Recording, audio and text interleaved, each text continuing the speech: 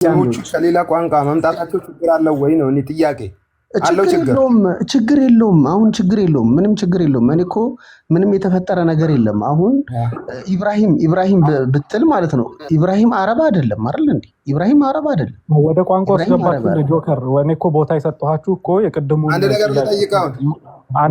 አንድ ጊዜ ሙስሊም መሆኑን አረጋግጠህ እንድትጨርስ ነው እንጂ ሌላ ወደ ሌላ ነገር ውስጥ እንድትገባ የምጠይቀው እሱን ነው። እሺ ወንድም መሆኑን አረጋግጠህ አሁን እሺ ይጠይቀኝ። በቃ ይጠይቀኝ። ዊትርን እንደምሰግድ አስታውቀኛል።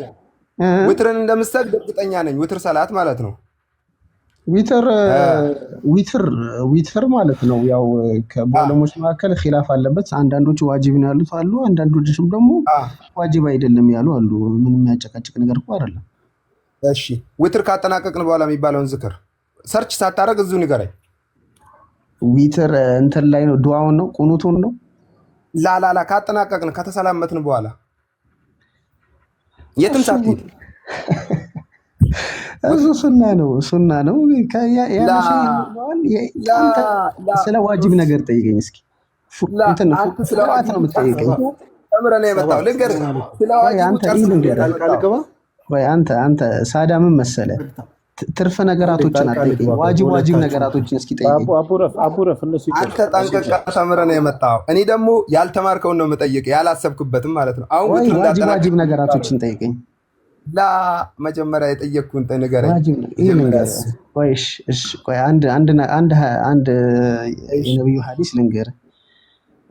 አንድ የገጠር ሰው እየመጣና ምን ማድረግ ነው ያለብኝ ብሎ ጠየቃቸው። ላኢላሀ ኢለላህ በል፣ ሰላትን ስገድ፣ ዘካን ስጥ፣ ሐጅን አድርግ፣ ጾምም ጾም ብለው እነዚህ አርካኑል ኢስላም አምስቱን ከነገሩት በኋላ ከዚህም አልጨምርም አልቀንስም ብሎ ተናገረ። ነብዩ ምን አሉ? ይሄ ሰው እውነት ከተናገረ ጀነት ገባሉ። እነዚህ አሁን ይሄ ዊትር በለው ሌይል በለው ሱና ነገራቶች ናቸው። ሰውየው ከፈለገ ይሰራል፣ ባያውቅም አላህም አይጠይቀው። ይሄ ዚክር ብል ባልል አላህም አይጠይቀኝም። ተረዳኛ? አላህ አይጠይቀኝም። አይጠይቀኝም። ይሄ ሱና ነገር አንተ ዋጅብ ነገር ጠይቅ እስኪ ከቻልክ ማለት ዋጅብ ነገር ጠይቅ። እሺ እኔ ልጠይቅህ። እኔ ከባድ ጥያቄ ልጠይቅህ። ቆይ አንተ እኔን አከፈርክኝ። ቆይ እኔ ልጠይቅህ። እሺ ዘካተል ማል አለ። ዘካ በስንት ይከፈላል? እሺ መጀመሪያ ዘካ በስንት ይከፈላል? ማይክህን አንሳ። ሳዳ ምን ሰርች እያደረክ ነው? ይሄ እኮ ማንም የማያውቀው እኮ ነው። ዘካ አርካን ነው አይደል እንዴ? ሙይት እያደረጋችሁ ነው እንጂ እኔ ሙይት እያደረኩ አይደለም። ሚውት አታርጉት። በቃ ሚውት አታርጉት። ዘካ በስንት ይከፈላል? እኔ መጀመሪያ የጠየቅኩህን መልስልኝ። ዋጅባት ነገር ነው የምትጠይቀኝ። እኔ እኮ ግዴታ ነገር ነው የምትጠይቀኝ። ቆይ ሱና ነገር ነው የምትጠይቀኝ። ሱና ነገር ነው የምትጠይቀኝ አንተ። ማጥያ ነው የጠየቅኩት። አንድ ጊዜ ቆይ ትጠይቃለህ። ሱና ነገር አርካን ነገር ጠይቅ እስኪ። ዘካ በስንት ይከፈላል? ስንት አይነት ዘካ ነው ያለው? መጀመሪያ ሙስሊም ነህ አይደል? ልጠይቅህና መልስልኝ። የአንተን ሰዓት መልስ የኔን መጠየቅ ቲቸር እኮ መጀመሪያ አስተምሮ ነው ጥያቄ። እሺ መልስ። ዘካ በስንት ይከፈላል? መጀመሪያ ለምን አንተ አትመልስልኝም? ሱና ነገር ነው የጠየቀኝ። ተረጋጋ። ቆይ ቸኩላል። አሳስተህ ሙስሊም ካልሆነ እኮ በሚጠይቅ ጥያቄ ላይ ራሱ እኮ አሳስተህ እየመለስክ መያዝ ትችላለህ። ዘካን አታውቅም አንተ? መጀመሪያ መልስልኝ። እኔ አላውቅም። ቆይ አንዴ ሁለታችሁንም ሚውት አድርጌያለሁኝ። እሺ ሰባ አንተ ጥያቄ ጠይቀኸዋል፣ ደጋግመህ ጠይቀኸው የቻለውን መልስ ሰጥቷል አይደል? አሁን ደግሞ አንድ ጥያቄ መልስለት እስኪ። ለሱ ምን ቸገረህ? ሙስሊም ነህ አይደል አንተ? ሙስሊም መሆንህን እሱ ደግሞ ያረጋግጥ። አንተ ጥያቄ እንደጠየቀው አንተም ተጠየቅ፣ መልስለት። ይኸው ማይካችሁን አንሱ፣ ሁለታችሁም መልስለት። አሁን የሚጠይቅህን ጥያቄ አንሱ ሁለታችሁም ማይካችሁን። ችግር ይኸው ከፈትኩኝ። እኔ ጆከር እኔ የምጠይቅህን መልስልኝ። አንተ እኮ አሁን እንደ ክርስቲያኖች ዘብ አትበል፣ እንደ ሙስሊሞች ዘብ ቆሜ አንተን እየጠየቅኩ ነው። አንተ ክርስቲያን እንደሆንክ አሁን ራሱ እኔን ስትጠይቅ ያስታውቅብሃል። ግን ዝም ብለህ ምንድን ነው የሚያስታውቀው? እስኪ ንገረኝ። ምንድን ነው የሚያስታውቀው? ዘካ በስንት ይከፈላል? ዘብ ሆነ እየጠየቅክ ነው። አሁን እኔ ደግሞ ዘብ ስንት አይነት ዘካ ነው ያለው? መጀመሪያ መልስልኝ። ሌላ ጨምሬ ልጠይቀው ነው። እሺ መልስልኝ። እሺ አንተ ዘካ ስንት አይነት ነው ያለው? ወንድሜ መጀመሪያ እኔን ጥያቄ ለመመልስ ስለ ዘካ ስለሚከብድህ ነው። ስለ ዘካ ይከብድሃል። አታቆም። እኔ መጀመሪያ የምጠይቅልህ አትመልስልኝ። አታቆም። እውቀት የለህም። ስለ ዘካ ምንም አይነት እውቀት የለህም። ለምን አትመልስልኝ? ይጀመር አሁን ማለት ነው። ምንም የተፈጠረ ነገር የለም እኮ አሁን እዚህ ጋር ከመዝሙር ያሬድ ጋር ማለት ነው የሱ ዋና ኢሳ በሚለው ጉዳይ ነው ያወራ ነው አይደል እንዴ? እኔ እርግጠኛ ነኝ በዚህ ሳምንት አንተ በጣም ተከራክረ ነበርና ያው እስልም ክርስትናን ጆከር አንተም እኮ ቅድም ቁርአን የወረደው በአረብኛ አይደለም ብለሃል። እኔም ጠርጥሬያለሁ። ኧረ አይደለም፣ ኧረ አላልኩም። አንተ ቢኒ ብያለሁ። አረብኛ አይደለም አላልክም? ታባ ይበቃሃል። በቃ አሁን ትዕግስታችንን እያስጨረስክ ነው። ልጁ ራሱ ሙስሊም ነኝ አለ አይደል? እኔ ልውረድላችሁ። አንድ ጥያቄ ቆይ፣ አሁን ያረጋገጥነው ከእስልምና ወደ ክርስትና መጣ እንደምት አሁን ያረጋገጥነው ነገር ምንድን ነው? ሰባ ክርስቲያን እንደሆነ ጭንብል ለብሶ መጥቶ ጥያቄ መመለስ አልቻለም። እኔ ክፋት አወራ ሳይሆን ጃከር ፖይንቱ ይኸውልህ፣ የእናንተ ከሰማይ ወረደ አላህ ራሱ የጻፈው ነው ስለምትሉ የእኛማ በእስራኤላውያን ልማድ በእስራኤላውያን ወግና ባህል የተጻፈ ነው ብለን እናምናለን እኮ ነው። አሁን ስም ነው። አሁን እኮ እዛ ጋ ላይ አረፍተ ነገራቶቹን ስታይ የቃል አገባባቶቹን ስታይ አረብኛ ናቸው ሙሉ ለሙሉ። ስያሜዎች ላይ ስም አጠራር ላይ ግን ስታጠና ስሞቹ ሁሉም አረብኛ አይደሉም ነው ማለት። ገባኝ እኮ ጆከር፣ ይሁን ችግር የለውም ግን ስለዚህ ቁርአኑ ሲወርድ አላህ ሲያወርደው ቁርአኑን በሁለት ቋንቋ ነው የወረደው ማለት ነው። የሌላ ባዕድ ቋንቋ ማለት ነው። ለምን እንደዛ ትላለህ እያልኩኝ ነው። ምክንያቱም አረብኛ አይደለም እያልከና ኖ ስያሜ ስም እኮ ነው የምልህ። ስም እኮ ገባኝ። ስሙ ኦሪጂኑ ምንድነው? የስሙ ኦሪጂን አረብኛ አይደለም አይደል አልከን? የስሙ የዛ ስም እናት ቋንቋ አረብኛ አይደለም አልከን እኮ አይደል? አይደለም እኮ። ስለዚህ አላህ ሲያወርድ ከአረብኛ ውጪ ሌላ ባዕድ የሆነ ቋንቋ አለ ማለት ነው ስሞች። ኖ እንደዛ ማለት አይደለም። ምን መሰለህ የስሙ ኦሪጂናሉ ማለት ነው ከሌላ ቋንቋ ነው።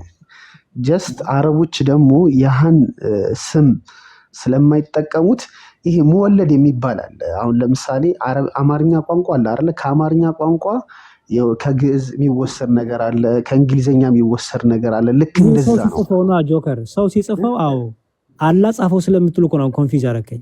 ይኸውልህ ሰው ሲጽፈው አሁን ቁርአን ሰው የጻፈው ነው ብትለኝ ይቀበልሃለሁ። ሰው የጻፈው ነው ብትለኝ ኖሮ አዎ ከግዕዝ የተወሰደውን ከአረብኛ የተወሰደውን እንደዚህ ብለህ ብትለኝ ኦኬ። ምክንያቱም ሰው ነው የጻፈው። ሰዎች የዛን ነገር ለማስረዳት በዛው ባህል ይጽፋሉ፣ በዛው ስም አጣ ይጽፋሉ ይረዳ። የእናንተ ግን ስመጣ ሰው የጻፈው አይደለም አይደል የምትሉት? አዎ አላህ ነው። በጣም ጥሩ ነው። ልመጣለን አሁን አላህ ይህን ቁርአን ያወረደው ለሰው ነው አይደል እንዴ? ስለዚህ እነዛን ስያሜዎች ሲጠቀም ሰው በሚገባ አሁን በሰዓቱ ያሉ አረቦች በሚገባቸው ነገር ነው ያወረድላቸው። አሁን በአረብኛ ስትፈልግ ቋንቋው ላይ አታገኝም። ኢብራሂም የምትለው በአረብኛ ምንድን ነው ብትል አታገኝም። ከሌላ ቋንቋ መጣና ከዛ አረቦች ይጠቃቀሙበት ጀመር። ከሌላ ቋንቋ መጣ።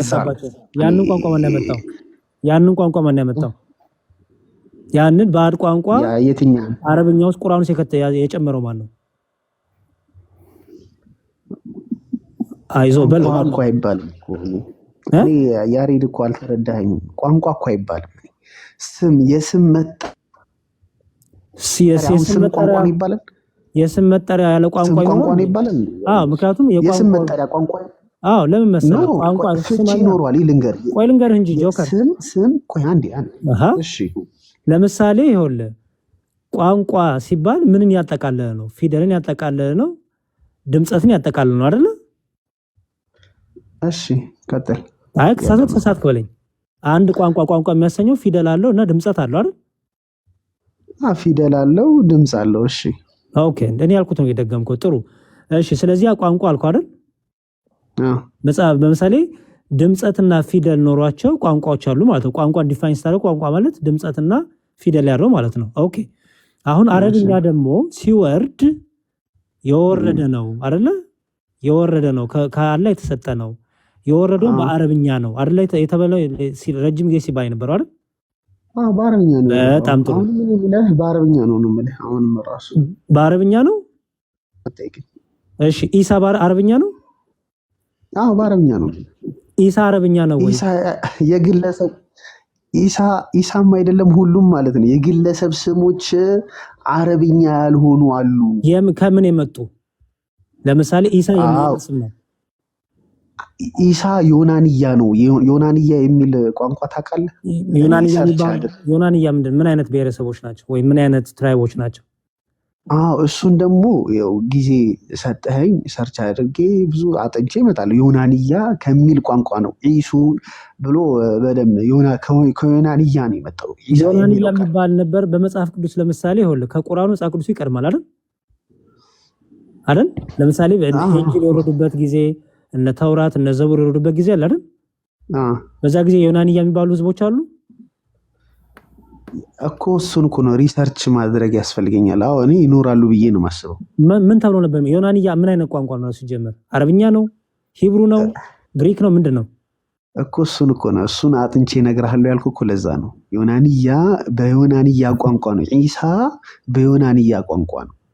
እኔ እኮ ምን አንተ አሁን ስላልክ እኮ አይደለም እኮ ወንድሜ እኮ ሰርች አጥንቼ ያሬድዬ አሁን እኮ የማያውቅ ሰውን መተህ ዝም ብለህ ብጨቀጭቀው ምንም ፋይዳ የለውም እኮ። ስለዚህ ሙሉ ኢንፎርሜሽን ይዘህ መምጣት ነው ወንድሜ እኮ። እመጣለሁ አልኩኝ እኮ እኔ እኮ ስትመጣ ግን ይኸውልህ ግን ስትረዳ የኢሳ ብቻ አይደለም የኢብራሂምም የእስማኤልም አብዛኛውም እንደዚህ እኔ ገብቶኛል ጆከር። በቃ እነዚህ ስሞች ከሰማይ የወረዱት ግን ጆከር ስማኝ፣ እነዚህ ስሞች ከሰማይ ነው ከአላህ ነው የወረዱት ግን የአረብኛ ስሞች አይደሉም ናቸው እያልክ ያለው። መሰረታቸውን ባክግራውንዳቸውን ስታጠና የአረብኛ አይደሉም። ከዛ በኋላ ቁርአን ውስጥ ከገባ በኋላ በቃ ችግር የለም አረቦች ይጠቃቀሟቸው ጀመረ። አሁን ለምሳሌ እነዚህ ቃላቶች ከሌላ ቋንቋ ወደ አረብኛ የገቡ ናቸው ማለት ነው። መጤ ናቸው ጆከር ምንም ወደኋላ እኮ ሄደህ ስጠይቅ እኮ መልስ የለም። ስለዚህ እርግጠኛውን አትናገር፣ አጥና፣ ሪሰርች አርግ። ምክንያቱም ዮናንያ ያልከውን ራሱ ከየት መጣ ስንል ራሱ መልስ የለህም። እሱን አጥና። ዝም ብሎ የሆነ ጉግል እያደረጉ ዲፋይ ማድረግ ሳይሆን የአረማይክ ዲክሽነሪ የአረማይክ ስቶሪ ያለበት አለ፣ የሄብሩ ዲክሽነሪ የሄብሩ ስቶሪ ያለበት አለ። ዝም ብለህ ጉግል ብጽፍም ያው ነገር ይዘረግፍላል። ግን አክቹዋል አረማይክ ሆነ የምታጠናው አረማይክ ዌብሳይት ውስጥ ገብተህ የአረማይክ ሊትሬቸሮችን አንብብ። ግሪክ ሆነ ደግሞ የግሪክ፣ የሂብሩ ሆነ ሂብሩ። ኦልሬዲ እነዛ ሁሉ አለልህ እንትን ውስጥ ዌብሳይት አላቸው። እኔ ስለው ዝም ብለህ ጉግል አድርገህ ዲስፕሌይ አድርግልኝ ከምትለው ማለት ነው። ጉግል ዩዥዋሊ ባያዝድ የሆነ ኢንፎርሜሽን ነው የሚሰጥህ። አክቹዋል ነገር ከፈለክ አክቹዋል ዌብሳይቶች ውስጥ ገብተህ ኦፊሻል ዌብሳይቶች ውስጥ ገብተህ ሰርች አድርግና ለምሳሌ አሁን እስማኤል ብለሃል አይደለ ጆከር? በጣም ጥሩ እስማኤል ብለሃል። ኦኬ እስማኤል ኤል የሚል ስም አለው መጨረሻው አይደለ? እስማኤል ኢል ነው በአረብኛ እስማኤል። እሺ ኢል ማለት ነው። እስማና ኢል ማለት ነው። ኦኬ ኢል ማለት ኢስማኤል ሰሚዑላህ እንደማለት ነው። ኢል እንደ ፈጣሪ ጌታ እንደማለት ነው። እና አላህ የሰማው እንደማለት ነው። በአላህ ኢል የሚባል ስም አለው? ኖ በሌላ ቋንቋ ነው። አየሽ በሌላ ቋንቋ ጌታ የሚል ቃል ነው። ለምሳሌ አላህ አንዴ ጆከር 99 ስሞች አሉት አይደለ? አሉት። ከዛ ስም ውስጥ ኢል የሚል ስም አለው? የለም። ታዲያ የአላህ ከ99 ስሞች ውስጥ የሌለ ስም አምጥተህ ኢል ማለት አላህ ነው ብትለኝ በምንድን ነው የማምነው? በጣም ጥሩ። አሁን ኢል የሚለው ማለት ነው ዳይሬክትሊ አሁን እኔ ለመተርጎም ያክል አላህ ብዬ ተጠቀምኩት እንጂ ፈጣሪ እንደማለት ነው። ዞሮ ዞሮ ፈጣሪ የሰማው እንደማለት ነው በሌላ ቋንቋ ማለት ነው። እሱን እኔ ሌላ ቋንቋ አልፈለኩም እኮ እኔ የፈለኩት አረብኛ ነው የፈለከው? እኔ የፈለኩት አረብ ከ99 ስሞች ውስጥ አለው ወይስ የለም? ኢል የለም። በቃ ጥሩ ቢኒ ይቀጥል። ይኸውልህ ጆከር እኔ አንድ እንትን ምንድነው አንድ ጥያቄ ብቻ ነው የምጠይቅህ። ቀዳማይ አረብኛና ዳህራይ አረብኛ የሚባል በዛ የኢሳ ስም ይለያያል። ቀዳማይ አረብኛ ሲሆን ኢሳ ይሆናል። በዳህራይ ደግሞ ቀዳማይ አረብኛ የሱዓ ይሆናል። በዳህራይ አረብኛ ደግሞ ኢሳ ይሆናል የሚባል አስተምሯልና እንደዛ የሚባል አስተምሯል እስልምና ላይ የኢሳን ነው የኢሳን ስም የኢሳን ስም ሊኖር ይችላል። እኔ አሁን አልተማርኩም እንጂ ሊኖር ይችላል። ቀዳማይ አረብኛ ዳህራይ አረብኛ የሚባል ነገር ታውቃለህ አንተ? እንደዛ እንትን አለ። አሁን ለምሳሌ ከላም ሉገተል አስልይ የሚባል አለ፣ ዋናው አረብኛ ቋንቋና ሙወለድ የሚባል ደግሞ አለ። ሙወለድ ማለት አረብ ውስጥ የተለያዩ ሰዎች ስለሚኖሩ ከሌላ ቦታ እነሱ ደግሞ ሲናገሩ የተወለደ ማለት ከሌላ ቋንቋ የገባ እንደዚህ አይነት አረብኛ አለ። ከላሙል ሙወለድ ሉገቱል ሙወለድ የሚባል አለ። ስለዚህ ቁርአን በተጻፈበት ቋንቋ ቁርአን በተጻፈበት አረብኛ ኦሪጂናል ስሙ ኢሳ ነበር ማለት ነው አይደል? እዛ ላይ አረብኛ ሆኖ በሰዓቱ ሙወለዱን የሚጠቃቀሙ ከሆነስ አረብኛ የሚጀምረው እኮ ቁርአን ሲወርድ አይደለም፣ ከዛ በፊት ነው። አረብኛ የሚጀምረው ከዛ በፊት ነው፣ ድሮ ነው። እሺ ወንድሜ ላሳውቅ፣ ድምፅን ቀድቼዋለሁ። እንደዚህ የሚሉ ልጆች አሉ። አንተ አረብኛ አይደለም ኢሳ ብለሃል። ቪዲዮ ቢሰራበት እንትን እንዳትል ድምፅህን ማለት ነው። ነግሬሃለሁ።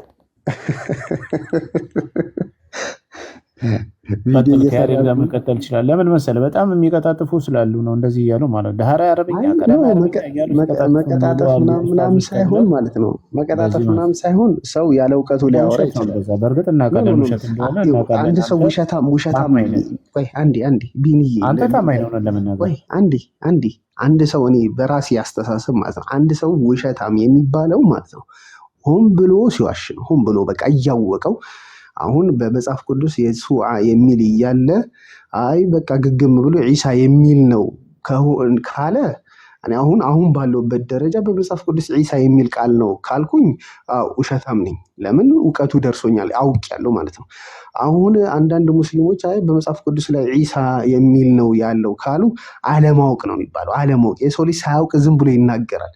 ታዲያ እንደዚህ ያላወቁትን ማስተማር ነው እንጂ ቀጣፊ ወይም ውሸታም ተብሎ ሊጠራ ይችላል። ጆከር አንተ ቋን ብዙ ስለማታውቅ ነው አዲስ ልትሆናለህ ለቲክቶክ እናውቃለን የሚሉ በጣም ተነትናለን የሚሉ ሰዎች በጣም እናንተ ጋር ታዋቂ የሚባሉ ሰዎች ናቸው። ይሄን ነገር አንዴ ሳይሆን ደጋግሞ ነው እንደዚህ የሚሉት። ችግር የለውም። አይ እና ቀዳማይ አረብኛ ኢሳ ነው፣ በዳህራይ አረብኛ የሱዓ ነው ብለው የሚናገሩ ችግር የለውም። እንትን ሰሞኑ ራሱ ትላንትና ከነገርከኝ በኋላ ማለት ነው እንትና ከነገርከኝ በኋላ አሁን ዲያቆን ያሪድ ካሳየኝ በኋላ የአቡ ሀይደርን ቪዲዮ አይቼ ነበር እና የሱዓ የሚል ነው የመጽሐፍ ቅዱሱን ሲያነበው ዒሳ በሚል ሳይሆን የሱዓ በሚል ነው ያነበበው እሱ ማለት ነው። አሁን አቡ ሀይደር አሁን ያውቃልና መጽሐፍ ቅዱስ ላይ የሱዓ የሚል ቃል እንዳለ ያውቃል እና መጽሐፍ ቅዱስ ላይ ያለው ዒሳ ነው ብሎ ግግም ያለበትን ቪዲዮ መታሳየን ከሆነ ጥሩ ነው፣ ይመቸኛል። አንዴ እዚህ ቤት እሺ አንድ ይህንን ነገር ላሳይ። በነገራችን ላይ አሁን የገባኸው ሰባ የምትባለው ልጅ 10 ጊዜ ፕሮፋይሉን ግቡና ጆከርን ተመልከቱ የምትለውን ኦልሬዲ ጆከር ተናግሯል። ምን ብሎ ለጥፍ ያለውኝ አንድ ቪዲዮ ገብታችሁ ተመልከቱ። የአንድ ክርስቲያን የሱዓ የሚለውን ስም ወይንም ኢሳ የሚለው በአረብኛ አንድ አይነት ነው ሲል ሰዎች ገብታችሁ እንድታዩት ለጥፍ ያለው ሲል ነበርና ፕሊዝ እንደዚህ አይነት ሞኝ የሆነ ኮሜንት ታች አትጻፍ። ይሄንን ለመናገር ነው የገባኸው። አራጣራው እኔ ደግሞ አንድ ሙስሊም አይደለም ያለ ሲጮህ ነበር። እኔ ጆከር ሙስሊም ከሆነ ጥያቄ ጠይቀዋለሁ ስለ እስልምና፣ የሚያ ከሆነ ሙስሊም ነው። ጆከር ይመልስልኝ። ምን መሰለህ እንደዚህ የሚለው የሱ ኡስታዞች ስለሚቀጣጥፉ እንደዚህ አንተ ከነሱ የተለየ ስለተናገርክ ነው እንደዚህ የሚል። ቀጥል ጠይቀው ጆከር። ሰላም አለይኩም። ወአለይኩም ሰላም። ሙስሊም ነህ እንዴ? ሙስሊም ነኝ። ኦኬ እሺ። ሰላተ ለይል ሰላተ ለይል ሲሰገድ መጨረሻ ላይ ምን ይሰገዳል? እቺን ብቻ ንገረኝ። ዊትር ዊትር ዊትር በቀን ስንት ይፈቀዳል? በማታ ነው ዊትር ያለው። በቀን የለም የለም። አንድ ስተት አለ ታመጣልኛለህ።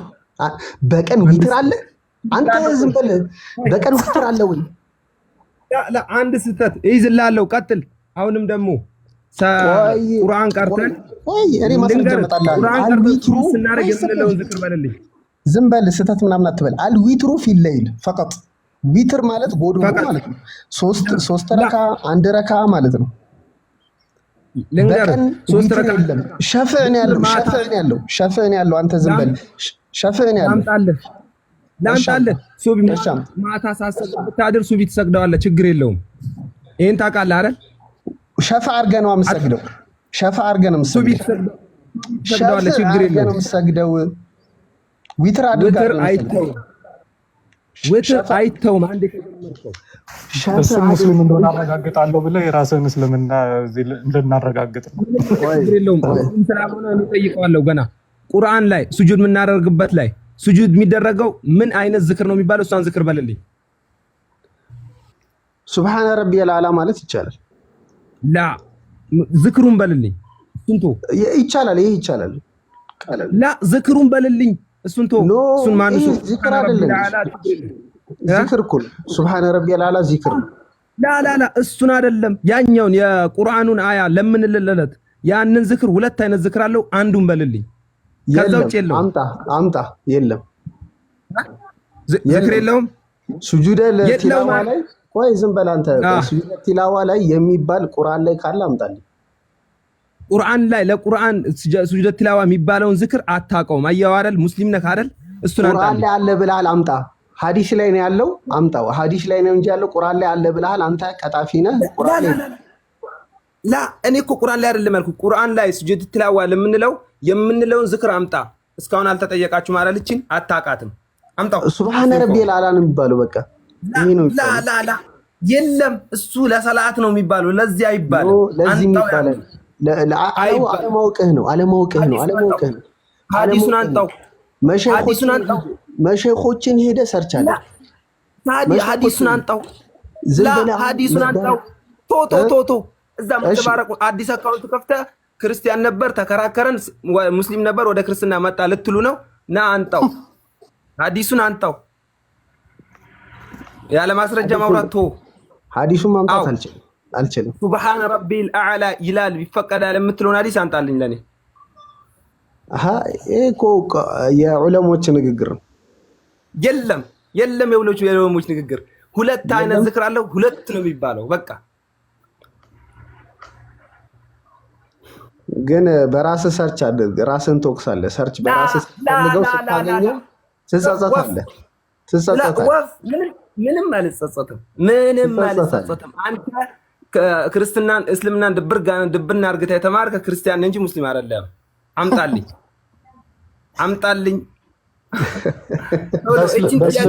ወጣ አድርጌ ላምጣልህ። ሰውን ማክፈር ራሷን አምጣልኝ። ያው ወጣ ብለና ይዛት ወይ ሰርች እያረክ ከሆነ ታገኘዋለህ። እሱ ቀላል ነው። ግን አሁን አምጣልኝ ነው ያልኩት። ቲጂ አንዴ ስልጣን ስጪኝ። ዶኖ ማን ስልጣኔን እንደወሰደ በእስልምና በነገራችን ላይ ሙስሊምን ካከፈርክ ታውቃለህ አይደለ? አንተም ጀሃነም ወራጅ ነህ። እንዴት? ልጁን ሙስሊም አይደለህም ካልከው ያው እያከፈርከው ነው ማለት ነው አይደል? እንደዛ አይደለም። ሰባ ሚዩት አርግና ማለት ነው። ጆከር ሰባ ሙስሊም መሆኑን አንተ ጥያቄ ጠይቀው፣ ከዛ ይመልስልህና እሱን እንሰማለን።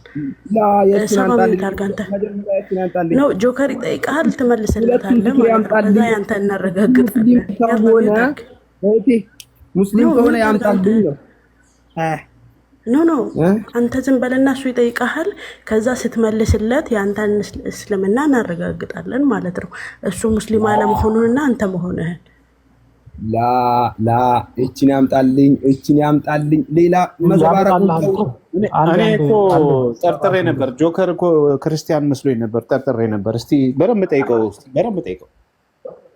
ቆይ እሱ ሳይሆን ጆከር ጆከር ተመለስና እስኪ ጠይቀው። አንድ ጊዜ አንዴ ላምጣልህ። አንዴ ቆይ ጎግል ምናምን አትበል አንተ። እሺ ሱብሃነ ረቢየል አዕላ አለ። ከዛ በኋላ ሰጀደ ወጅሂ ሊለዚ ሸቀ ሰምዐሁ ወበሰረሁ እያለ ና አስተካክል። ጎግልን ሰርች እያደረክ እንደገና እየሰማ ቅራ። ምን ሙስሊም ነህ አንተ? ቅራ። ሰጀደ ወጅሂ ያላ ቅራ። ሰጀደ ወጅሂ ሊለዚ ኸለቀሁ ወሸቀ ሰምዐሁ ወበሰረሁ ይላል። ይቀጥላል። ከዛስ አንተ ለምን አላፈስከውም? ይሄንን ማፈዝ እኮ ሱብሃነ ረቢየል አዕላ ያለው ኢክቲፋ ያደርጋል የሚሉ የለም። በዚህም እንቃቃለን የሚሉ አሉ። የዑለሞች ማስረጃ አምጣ ማስረጃ። የዑለሞችን ንግግር ነው ማመጣለህ። የዑለሞችንም ንግግር ሐዲሱንም የትኛውን ማንጣው? እሺ አታመጣማ። የለም ቆይ ሰባ አንዴ ተረጋጋና ጩኸቱ ይቀርና ረጋ ብላ አውራ። እሺ ይሄ መጮህ ምናምን በጣም ድምጽ ማጉላቱ እሱ ፖይንት ነው። ጆሮ ይረብሻል በጣም። ረጋ ብለህ ጠይቀው። እንዲያውም ረጋ ብለህ ጠይቀው ሞር እንድታቅ ያደርጋል። እሱ ደግሞ እንዲጠይቅ ፍቀድለት። እሺ ለምሳሌ እኔ ሙስሊም ነኝ፣ ትክክለኛ ሙስሊም ነኝ፣ ጠይቀኝ በለው አንተ። ኦኬ እኔ የሚጠይቀኝ አንድ ሰው ብቻ ነው። እሱም መጀመሪያ የጠየቅኩትን ይመልስ ብሎ ነው የገባው። አንዴ ወንድም ሙስሊም ነው የገባው። መጀመሪያ የጠየቅኩትን አንዴ ስማን። አንተ ሙስሊም ለመሆን እኮ ማራገጫ እኮ መቼም አልጠየቅንም። ሙስሊም ነኝ ያልክ ተቀበልን። እሱን ግን ለምሳሌ ሙስሊም ለመሆን ጥያቄ ያለኝ ቢል መብቱ ነው እኮ ሊጠይቅ ይገባል አይደል? አንተስ ሙስሊም ለመሆን ምን ማስረጃ አለ? ሁለታችሁንም አልናቃችሁም። አዎ እንደሱ ማለት ነው። ጆከር ተመለስና ጨርሱ። እኛም ወደ ርዕሳችን። እኔ ያሬድ ሰባን እኔ አውቀዋለሁ ሙስሊም ነው። ጆከር ግን እኔም ጠርጥሬያለሁ። በደንብ ጠይቀው። ሰባ በደንብ ጠርጥረህ ጠይቀው። እሺ እንዳለ ሰባ እስከዛ ጆከር እስኪመለስ ድረስ ጆከር አይሰርች አልግንታ እሱ እያደረገ ነው። በደንብ ጠይቀው። እሱ እየፈለገ ነው። ሰባ አንተን ምን ጠይቀ እስከዛ ሲመጣ አቆማለሁ። ኢሳ ማለት ነው አላቅም እኔ ስለ ኢሳ እንዴት ጆከር አላቅም። ኢሳን አውቀዋለሁ እኮ። ስለዚህ ኢሳ ምን ማለት ነው? ትርጉሙ የስሙ ትርጉም ለትርጉም ምናምን አላቅም እኔ። እሺ ኢሳ አረብኛ ቋንቋ ነው? ኢሳ አረብኛ ነው። እሺ ለምሳሌ በቁርአኑ ኢሳ የሚለው ስም ትርጉም አለው? ትርጉም አለው ወይ? ሰባ የሚለው ስም ትርጉም አለው እንዴ? እኔ ምን የሚለው ሰባ የሚለው ስሜ ትርጉም አለው? ያወጣልህን ሰው መጠየቅ ነው። ያወጣልህን ሰው መጠየቅ ነው። እንደዛ ካልክማ የአንተም ስም የኔም ስም ለየግሉ ትርጉም አለው ልትለኝ ነው? አዎ የኔ አለው። ያንተን ባላቅም የኔ አለው። እኔ ደግሞ አንድ ነገር ኢሳ ተብሎ ስም ተሰጠክ ትርጉም አለው ወይ? ትርጉም የለውም። እንዴት ለስም ትርጉም ለብቻው ትርጉም ሊኖረው ይችላል? በጣም ጥሩ። ለምን መሰለ? በጣም አሪፍ መጣህ። ኢሳ አረብ አይደለም? አረብ ነው? ኢሳ አረብ አይደለም። አረብ አይደለም። በጣም ጥሩ። ኢሳ ምናዊ ነው? እስራኤላዊ ነው። ጥሩ። እሺ እስራኤላዊ። በእስራኤል ልማድ ይኸውልህ፣ እስራኤል ማለት ራሱ ማለት ነው። እሺ እስራኤል ማለት ነው። እስራና ኤል የሚል ነገር አለ አይደል? የሁለቱ ስም የሁለቱ ቃላት ተገጥሞ እስራኤል መጣ። እስራኤል። አሁን አንተ እስራኤል ስትል ምን እያልክ ነው? ምንም አውቀው ነገር የለም ስለ እስራኤል። መሐመድ ምን ማለት ነው? ሰባ ጆከር ቆይ አንዴ ጆከር አንዴ። መሐመድ ምን ማለት ነው? ሰባ መሐመድ ምን ማለት ነው? መሐመድ ማለት አህሙድ አመዝጋኝ እንደማለት ነው። ይኸው የስም ትርጉም ታዲያ አለው አይደል? ስም ዝም ብሎ አይደለም የሚሰጠው። ስም ትርጉም አለው። ዝም ብሎ አይደለም ስም የሚሰጠው። አሁን ኢሳ ሲባል ኢሳ ማለት ነው። ልንገር አንድ ነገር ወንድሜ፣ እኔ ስለማላውቀው እንጂ ለኢሳ አንዴ እያወራሁኝ አታቋርጠኝ እሺ። አንተ ምን አልከን ቅድም? ኢሳ ተብሎ እንዴት ስም ትርጉም የዚህማ ያንተም ስም ትርጉም አለው ልትለኝ ነው ወይ አልክ? አዎ ዲያቆን ምን አለ? አዎ ስሜ እኔ ትርጉም አለው። ስም ትርጉም አለው። ስም ዝም ብሎ አይደለም የሚሰጠው። ኢሳም ሲባል ትርጉም አለው። ምን ማለት ነው? ትርጉም ካለው እናንተ ትርጉሙን የምታውቁ ከሆነ እኛ ለምሳሌ አሁን ኢየሱስ ሲባል ትርጉሙን እናውቃለን። አንተ አሁን መሐመድ ስትባል ትርጉሙን እንዳወቅከው ሁሉ ስለዚህ ኢሳ ትርጉም አለው ወይ ስትባል ትርጉም የምን ትርጉም ሳይሆን እኔ ትርጉሙን አላውቀውም ማለት ትችላለህ። ከፈለክ በዛ መሄድ ትችላለህ። ከጆገር ጋር ቀጥሉ። ይቅርታ ዲያቆን በመሃል ገባ። ችግር የለውም። ሰርች አድርግና እንትን ኢብኑ ባዝ ሱጁደት ቲላዋ ላይ የተጠየቁትን ፈትዋ የሰጡበት መልስ አለ። ዞሮ ዞሮ እኔ ሳዳ የምልህ ማለት ነው አሁን ቁርአን ላይ አደም ሐዋ የሚል አለ እና አሁን እዛ ላይ በዛ ሰዓት በአደም ጊዜ አረብኛ ነበረ የለም። ግን አላህ Subhanahu Wa Ta'ala አሁን አረፍተ ነገሮቹ ቁርአን ላይ የሚጠቀሱት አረፍተ ነገሮቹ ሙሉ ለሙሉ አረብኛ ናቸው። ስሞቹ ግን ከሌላ ቦታም የመጡ አሉ፣ ከሌላ ቋንቋ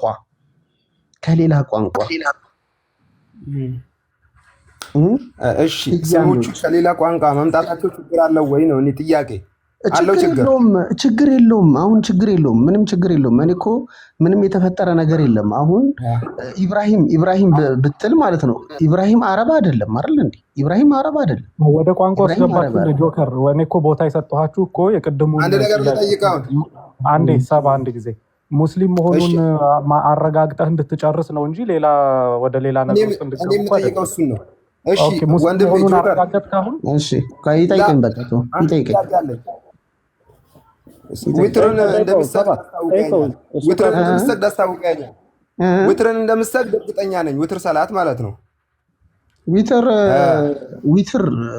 ማለት ነው ያው ከዑለሞች መካከል ኺላፍ አለበት። አንዳንዶቹ ዋጅብ ነው ያሉት አሉ፣ አንዳንዶቹም ደግሞ ዋጅብ አይደለም ያሉ አሉ። ምንም የሚያጨቃጭቅ ነገር እኮ አይደለም። እሺ ዊትር ካጠናቀቅን በኋላ የሚባለውን ዝክር ሰርች ሳታረግ እዚሁ ንገረኝ። ዊትር እንትን ላይ ነው ዱዓውን ነው ቁኑቱን ነው ላላላ ካጠናቀቅን ከተሰላመትን በኋላ የትም ሳትሄድ እሱ ሱና ነው። ስለ ዋጅብ ነገር ጠይቀኝ እስኪ። እንትን ፍቅራት ነው የምትጠይቀኝ። ተምረህ ነው የመጣው። ልንገርህ ስለ ዋጅብ አንተ ሳዳ ምን መሰለህ ትርፍ ነገራቶችን አትጠይቀኝ። ዋጅብ ነገራቶችን እስኪ ጠይቀኝ። አንተ ጠንቅቀህ ተምረህ ነው የመጣው። እኔ ደግሞ ያልተማርከውን ነው የምጠይቅህ፣ ያላሰብክበትም ማለት ነው። አሁን ዋጅብ ነገራቶችን ጠይቀኝ። መጀመሪያ የጠየቅኩህን ንገረኝ። አንድ የነብዩ ሐዲስ ልንገርህ።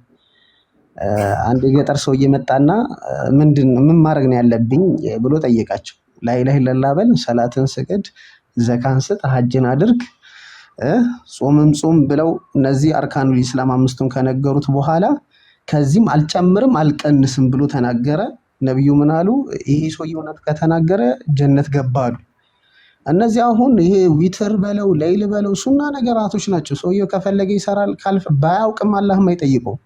ይሄ ዚክር ብል ባልል አላህም አይጠይቀኝም። ተረዳኛ? አላህ አይጠይቀኝም። አይጠይቀኝ። ሱና ነገር አንተ ዋጅብ ነገር ጠይቅ እስኪ ከቻልክ ማለት ዋጅብ ነገር ጠይቅ። እሺ እኔ ልጠይቅህ። እኔ ከባድ ጥያቄ ልጠይቅህ። ቆይ አንተ እኔን አከፈርክኝ። ቆይ እኔ ልጠይቅህ። እሺ ዘካተል ማል አለ። ዘካ በስንት ይከፈላል? እሺ መጀመሪያ ዘካ በስንት ይከፈላል? ማይክህን አንሳ።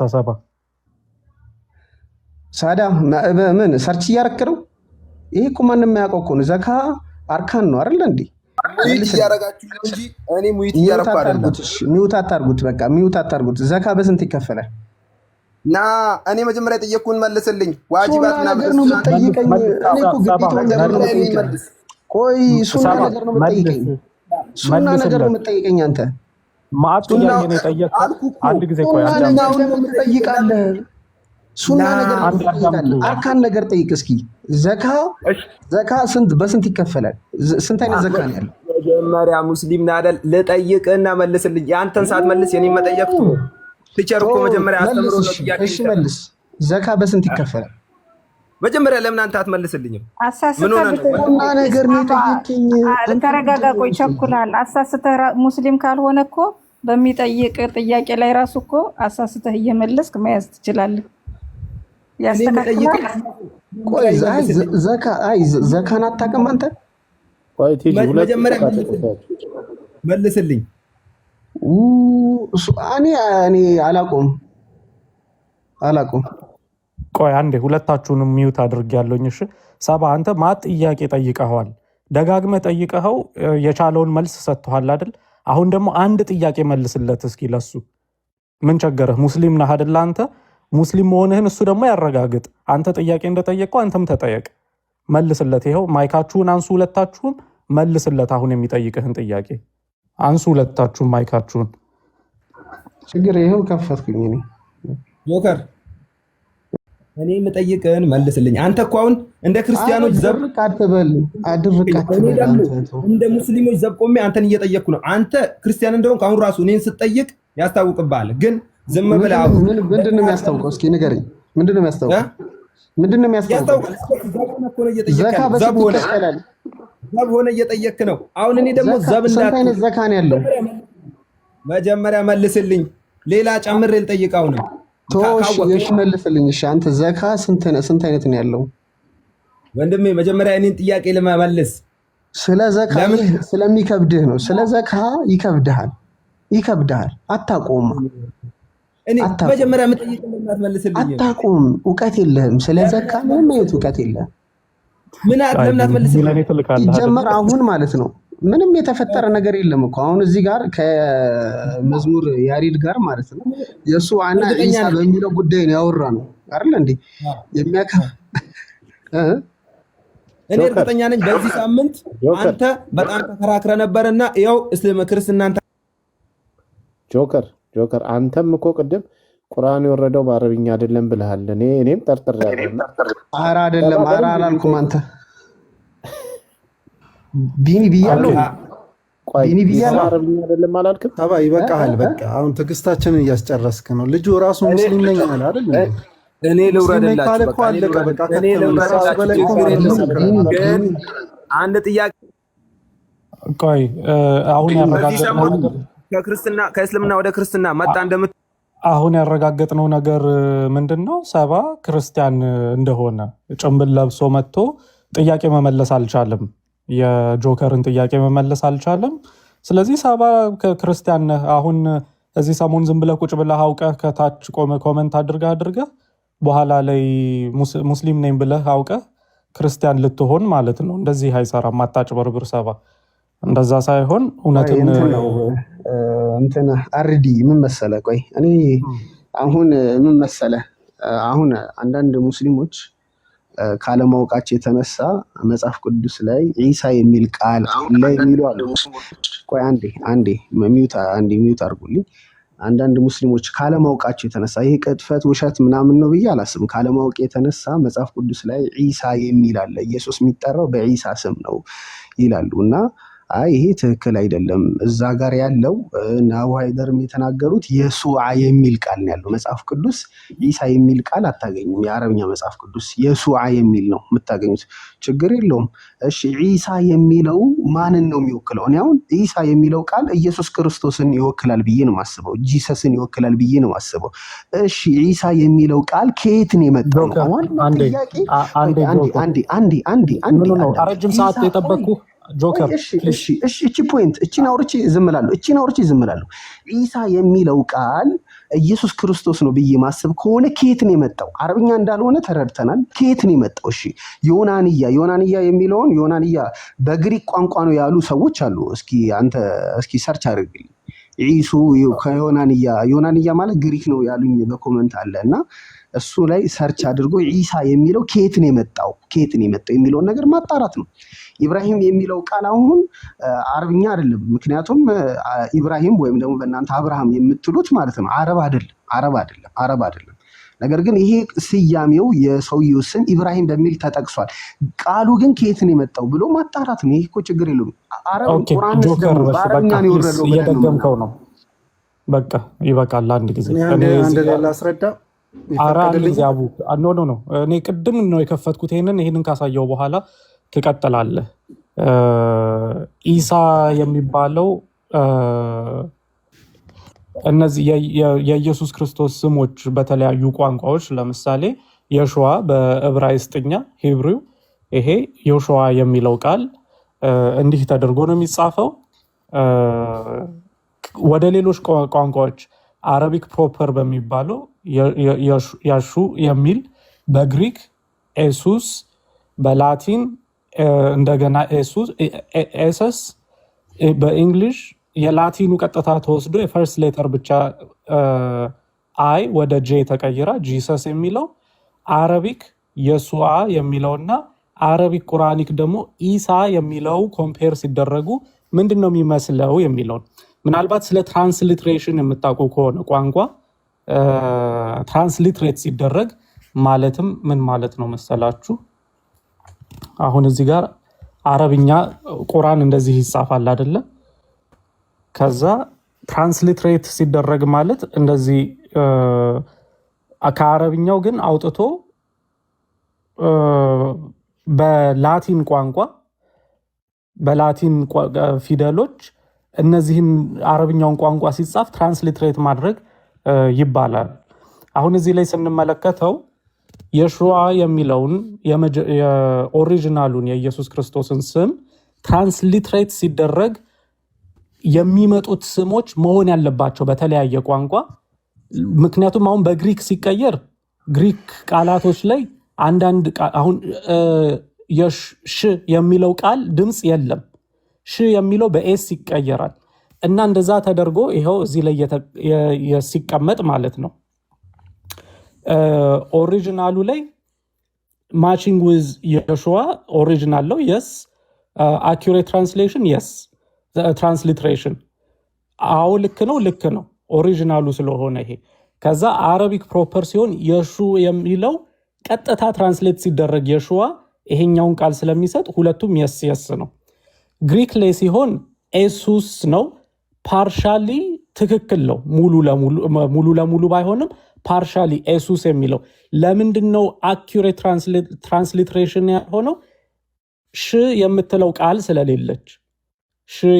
ቃል ስለሌለች ኤሱስ ይሆናል። እዚች ጋር በኤስ ይቀየራል። እዚህ ላይ ኤስኤች የነበረው እዚህ ላይ ኤስ ይሆንና ኤሱስ ይሆናል ፓርሻል። ላቲንም ስትመለከቱት የስ ከግሪኩ የተወሰደው ኤሰስ የሚለው ቀጥታ አይደለም። ያም ልክ እንደዛው እንደ የሹዓ እንደሚለው ድምፁ ስለሌለ ማለት ነው።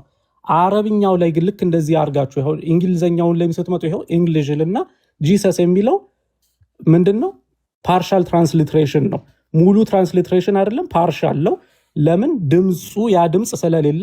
ጄ ደግሞ በኋላ ላይ እንዴት እንደገባ እንግሊዘኛው ቃላት ከፈረንሳይና ከጀርመን ቋንቋዎች ጋር እየተደባለቀ ሲመጣ እቺ አይ የምትለው የላቲኗ ተቀይራ ወደ ጄ ኢቨንቹዋሊ ያጻጻፍ ስልትም በ15ኛውና በ16ኛው መቶ ክፍለ ዘመን እቺ አይ ስትጻፍ ጄ እየተደረገች ትጻፍ ስለነበር በዛው እንደቀረ። ግን ትራንስሊትሬሽኑ እንደዛ ነው ወይ? አዎ በትክክል ቀጥታ ከኦሪጂናሉ የመጣ ስለሆነ ማለት ነው።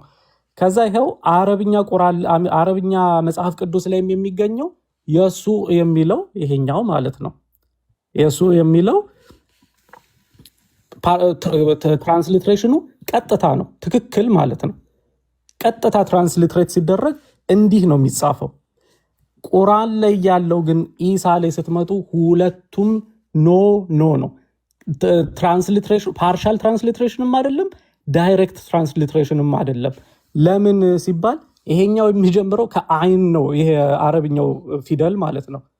እቺ የመጀመሪያዋ ኮምፕሊትሊ የተለየ ኮምፕሊትሊ። ሌሎቹ ላይ እንዳለ ስትመለከቱ እቺ የዋይን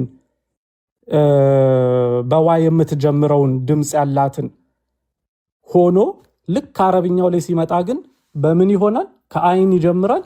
ይሄ ሁለቱንም ትራንስሊትሬሽን አይደለም። ስለዚህ ለምሳሌ ብዙ ጊዜ የሚጠየቀው ጥያቄ ኢየሱስ እንዴት ሆነ የሹዓ ከነበረ ኦሪጂናሉ ካላችሁ ትራንስሊትሬሽን ይባላል። ቀጥታ ትራንስሊትሬሽን ነው እሱ ኢየሱስ የሚለው። በእንግሊዝኛ ጂሰስ ብትሉት፣ በአረብኛ የሱዓ ብትሉት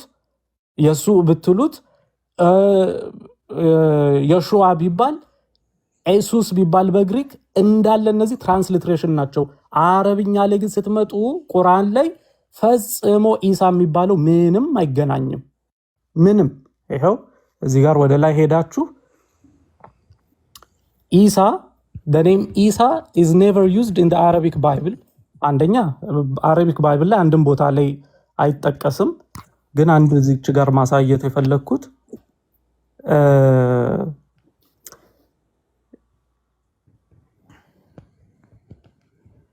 ኦኬ ይሄ የአረብኛው ባይብል ላይ ነው።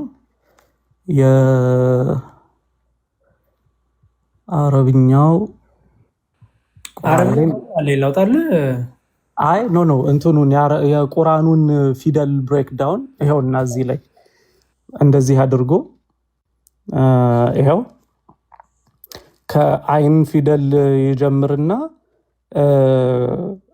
እንዴት አድርጎ ኮምቢኔሽኖቹ የፊደሎቹ ኮምቢኔሽኖች ምን እንደሚመስል የሌላዎቹ ከዕብራይስጡ ከአረቢክ ፕሮፐር ከግሪክ የሚለው እንዳለ የፊደሎቹ ኮምቢኔሽኖች እንደዚህ ሆነና አረብኛው ላይ ግን እዚህ ጋር ለምናገር ከአይን ይመጣና ፈጽሞ የማይገናኝ ነው ፈጽሞ። ስለዚህ ትራንስሊትሬሽን አይደለም። ቅድም ለምሳሌ ለአብርሃም ኢብራሂም ተብሏል አለ አይደለ? እሱ ትራንስሊትሬሽን ነው፣ ትክክለኛ ትራንስሊትሬሽን ነው። ኢብራሂም ቢባል ትራንስሊትሬት ተደርጎ ነው፣ ትክክል ነው። እንትኑ አልተቀየረም፣ ስሙ አልተቀየረም። ትራንስሊትሬት ሲደረግ በሌላ ቋንቋ ኦኬ ታች አወርዳለሁኝ። እሺ አቡ ካሁን በኋላ የምትገባ ከሆነ በመሃል አሳጥረው ትለኛለህ እንዴ? ኦኬ ኢብራሂምንም ስትመለከቱ ትራንስሊትሬት ተደርጎ ነው አሉ። እንደዚህ ትራንስሊትሬት ሲደረጉ ትራንስሊትሬሽን ማለት ምንድነው? በሌላ ቋንቋ የምናውቃቸውን ስሞች ወደ ሌላ ሀገር ቋንቋ ሲወሰዱ ቀጥታ ድምጻቸው ባይገኝም ግን ተመሳሳይ ሆነው ግን ይቀየራሉ። ለዛ ነው ኢሳ ግን ተመሳሳይ አይደለም ፈጽሞ ተመሳሳዩ ኦልሬዲ የመጨረሻችን ነው የምናገረው። የመጨረሻ ነው የምናገረው። የመጨረሻ የምናገረው ምንድነው? ኤግዛክት ተመሳሳዩ የዮሹዋ ኤግዛክት ትራንስሊትሬሽኑ ምንድነው? የሱ የሚለው አረብኛ ባይብል ላይ የሚገኘው ነው እንጂ ኢሳ የሚባለው አይደለም። በትራንስሊትሬሽን አይ እንደዚህ እኮ አድርጌ ብለህ ልትፈታው አትሞክርም። ከዚህ በኋላ ሄደ አይ እንደዚህ እኮ አድርጌ ብትል ኦሪጂናል ስሙን አይደለም እየነገርከን ያለ ነው። ኦሪጂናል ስሙ የሹዋ ነው። የሹዋን ትራንስሊትሬት አድርጌ ነው ወደ አረብኛ ያመጣሁት ካል ትራንስሊትሬሽኑ የሱ ነው እንጂ ኢሳ አይደለም፣ ሊሆን አይችልም። በቋንቋ ህግ እንኳን የምትሄድ ከሆነ በቃ ይሄ ነው። አይ ኦሪጂናል ስሙ የሹዋ አይደለም ብለህ የምትከራከር ከሆነ ግን በዛ መሄድ እንችላለን። ኦሪጂናል ስሙ የሹዋ አልነበረም ሌላ ነው ብለህ ከኢሳ እንዴት ወደ ኢሳ ትራንስሊትሬት እንደተደረገ አምጥተህ ማሳየት መቻል አለብህ። ይሄ ነው።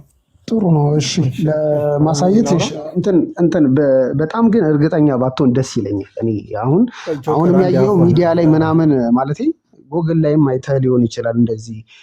ኢሳ ግን አሁንም የሱዓ ነው፣ ኢየሱስ ነው። ምንም ልዩነት የለውም። ጆከር ያለ መረጃ አታውራ። በቃ ጆከር መረጃ ይዘና በቃ እሱ ነው የሚሻለው። አሁን ኦልሬዲ አትሊስት መረጃዎቹን አሳይተዋል። አንተም የራስን መረጃ አጥንተህ ይዘና። አቡ መረጃ ካለ አቡ ቀጥል። አቡ ሰላም፣ ሙስሊም ነህ? ሙስሊም ነኝ አልሐምዱሊላህ። መልካም። እንኳን አቡ የጥያቄዎቻችንን እንንገርህና በዛው አንድ ላይ ትመልስልናለህ። አይ ሰምቼዋለሁ። አሁን አርዲ ባለው ላይ መልስ ለመስጠት ነው። አርዲ ከማለቱ በፊት የመነሻውን ልንገርህ፣ ከዛ አርዲም ጨምረህ ትነግረናለህ። የጀመረውን መሰለ የስሞች ለምሳሌ ቁርአኑ ላይ ባዕድ ቃላቶች የሉም ከአረብኛ ውጭ ወንድሜ? ባዕድ ቃላት ማለት አረብኛ ያልሆኑ ቃላቶች አሉ ወይስ የሉም? አረብኛ ያልሆነ ቃል የለም። የለም። ኢሳ አረብኛ ነው? ኢሳ ስም ነው። ስም አይቀየርም ብዙ ጊዜ እኮ አረብኛ ስም ነው። ኢሳ ስም ነው። በቃ የምን ሀገር ስም? አንድ ነገር ልንገርክ። አሁን የኔ ስም ለምሳሌ አቡ ነው አይደል? አቡ አሜሪካንን ብሄድ ጀርመንን ብሄድ አቡ ነው። አንዴ እሺ ይኸውልህ አቡ ማለት ነው። አቡ ማለት ያው ስም ነው፣ ትርጉም አለው። በእርግጥ ተርጉምልኝ። አቡበከር ሰዲቅ ይባላል። እሺ ምንኛ ነው የተረጎምክልኝ? እንግሊዘኛ ነው? አረብኛ ነው። አረብኛ። በጣም ጎበዝ። ሴም ቲንግ ተርጉምልኝ። ኢሳን ተርጉምልኝ። አሁን ስለ ስም ትርጉም የምታወራኝ ከሆነ አላውቅም። ስለ ስም ትርጉም አሁን የኔ እስማኤል ማለት ነው። እስማኤል ማለት ነው። እስማኤል ነው እናንተ የምትሉት። እስማኤል ማለት ነው። ይኸውልህ ማቀውን አውቃለሁ እልሃለሁ ወንድሜ። እስማኤል እስማና ማላውቀውን ነገር አላውቅም እልሃለሁ። እኔ ስለ ስም ትርጉም አላውቅም። አሁን የኔ ኮንሰፕት ልናገር። አንድ ሀሳባችን ይሄ ስለሆነ እንድትይዝልን ፈልጌ ነው። ኦኬ ለምሳሌ አሁን እዚህ ያለው ኡመር ቅድም በቁርአን ላይ አረብኛ ያልሆኑ ባዕድ የሌላ ሀገር ቋንቋዎች አሉ ሲል የለም አልክ።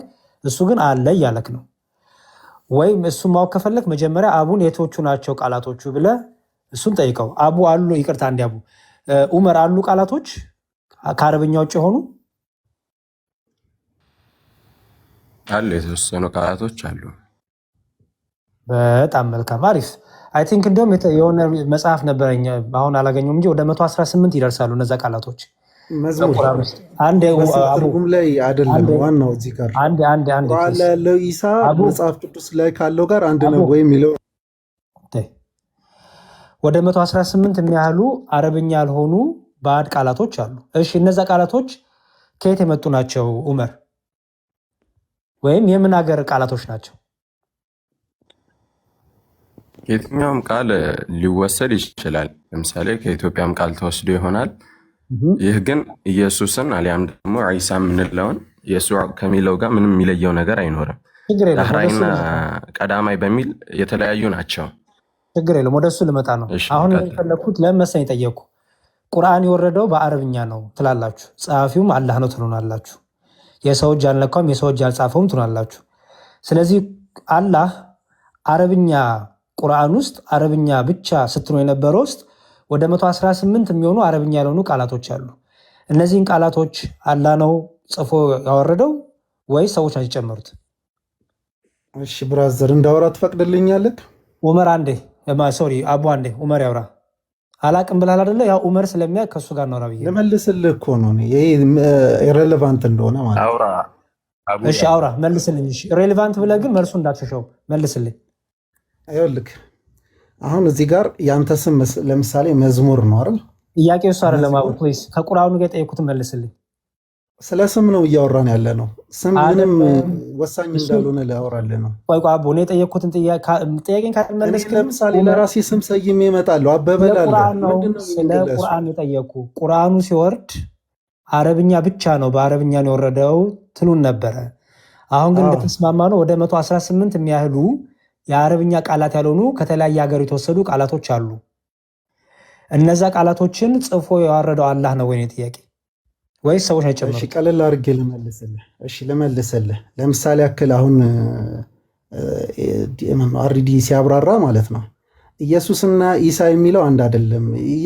ኢሳ የሚለው ዝም ብሎ የአረብኛ ቃል ነው፣ ኢየሱስ የሚለውን አይተካም ብሎ አብራራ አይደል? ስለዚህ በራሳቸው ፈጠሩ ማለት ነው አረብኛ ቋንቋ። ግን እኔ አሁን ነጥብ ፖይንት የሱ ሳይሆን ሂስቶሪው ትርክቱ አንድ ነው ወይ ነው የኔ ጥያቄ።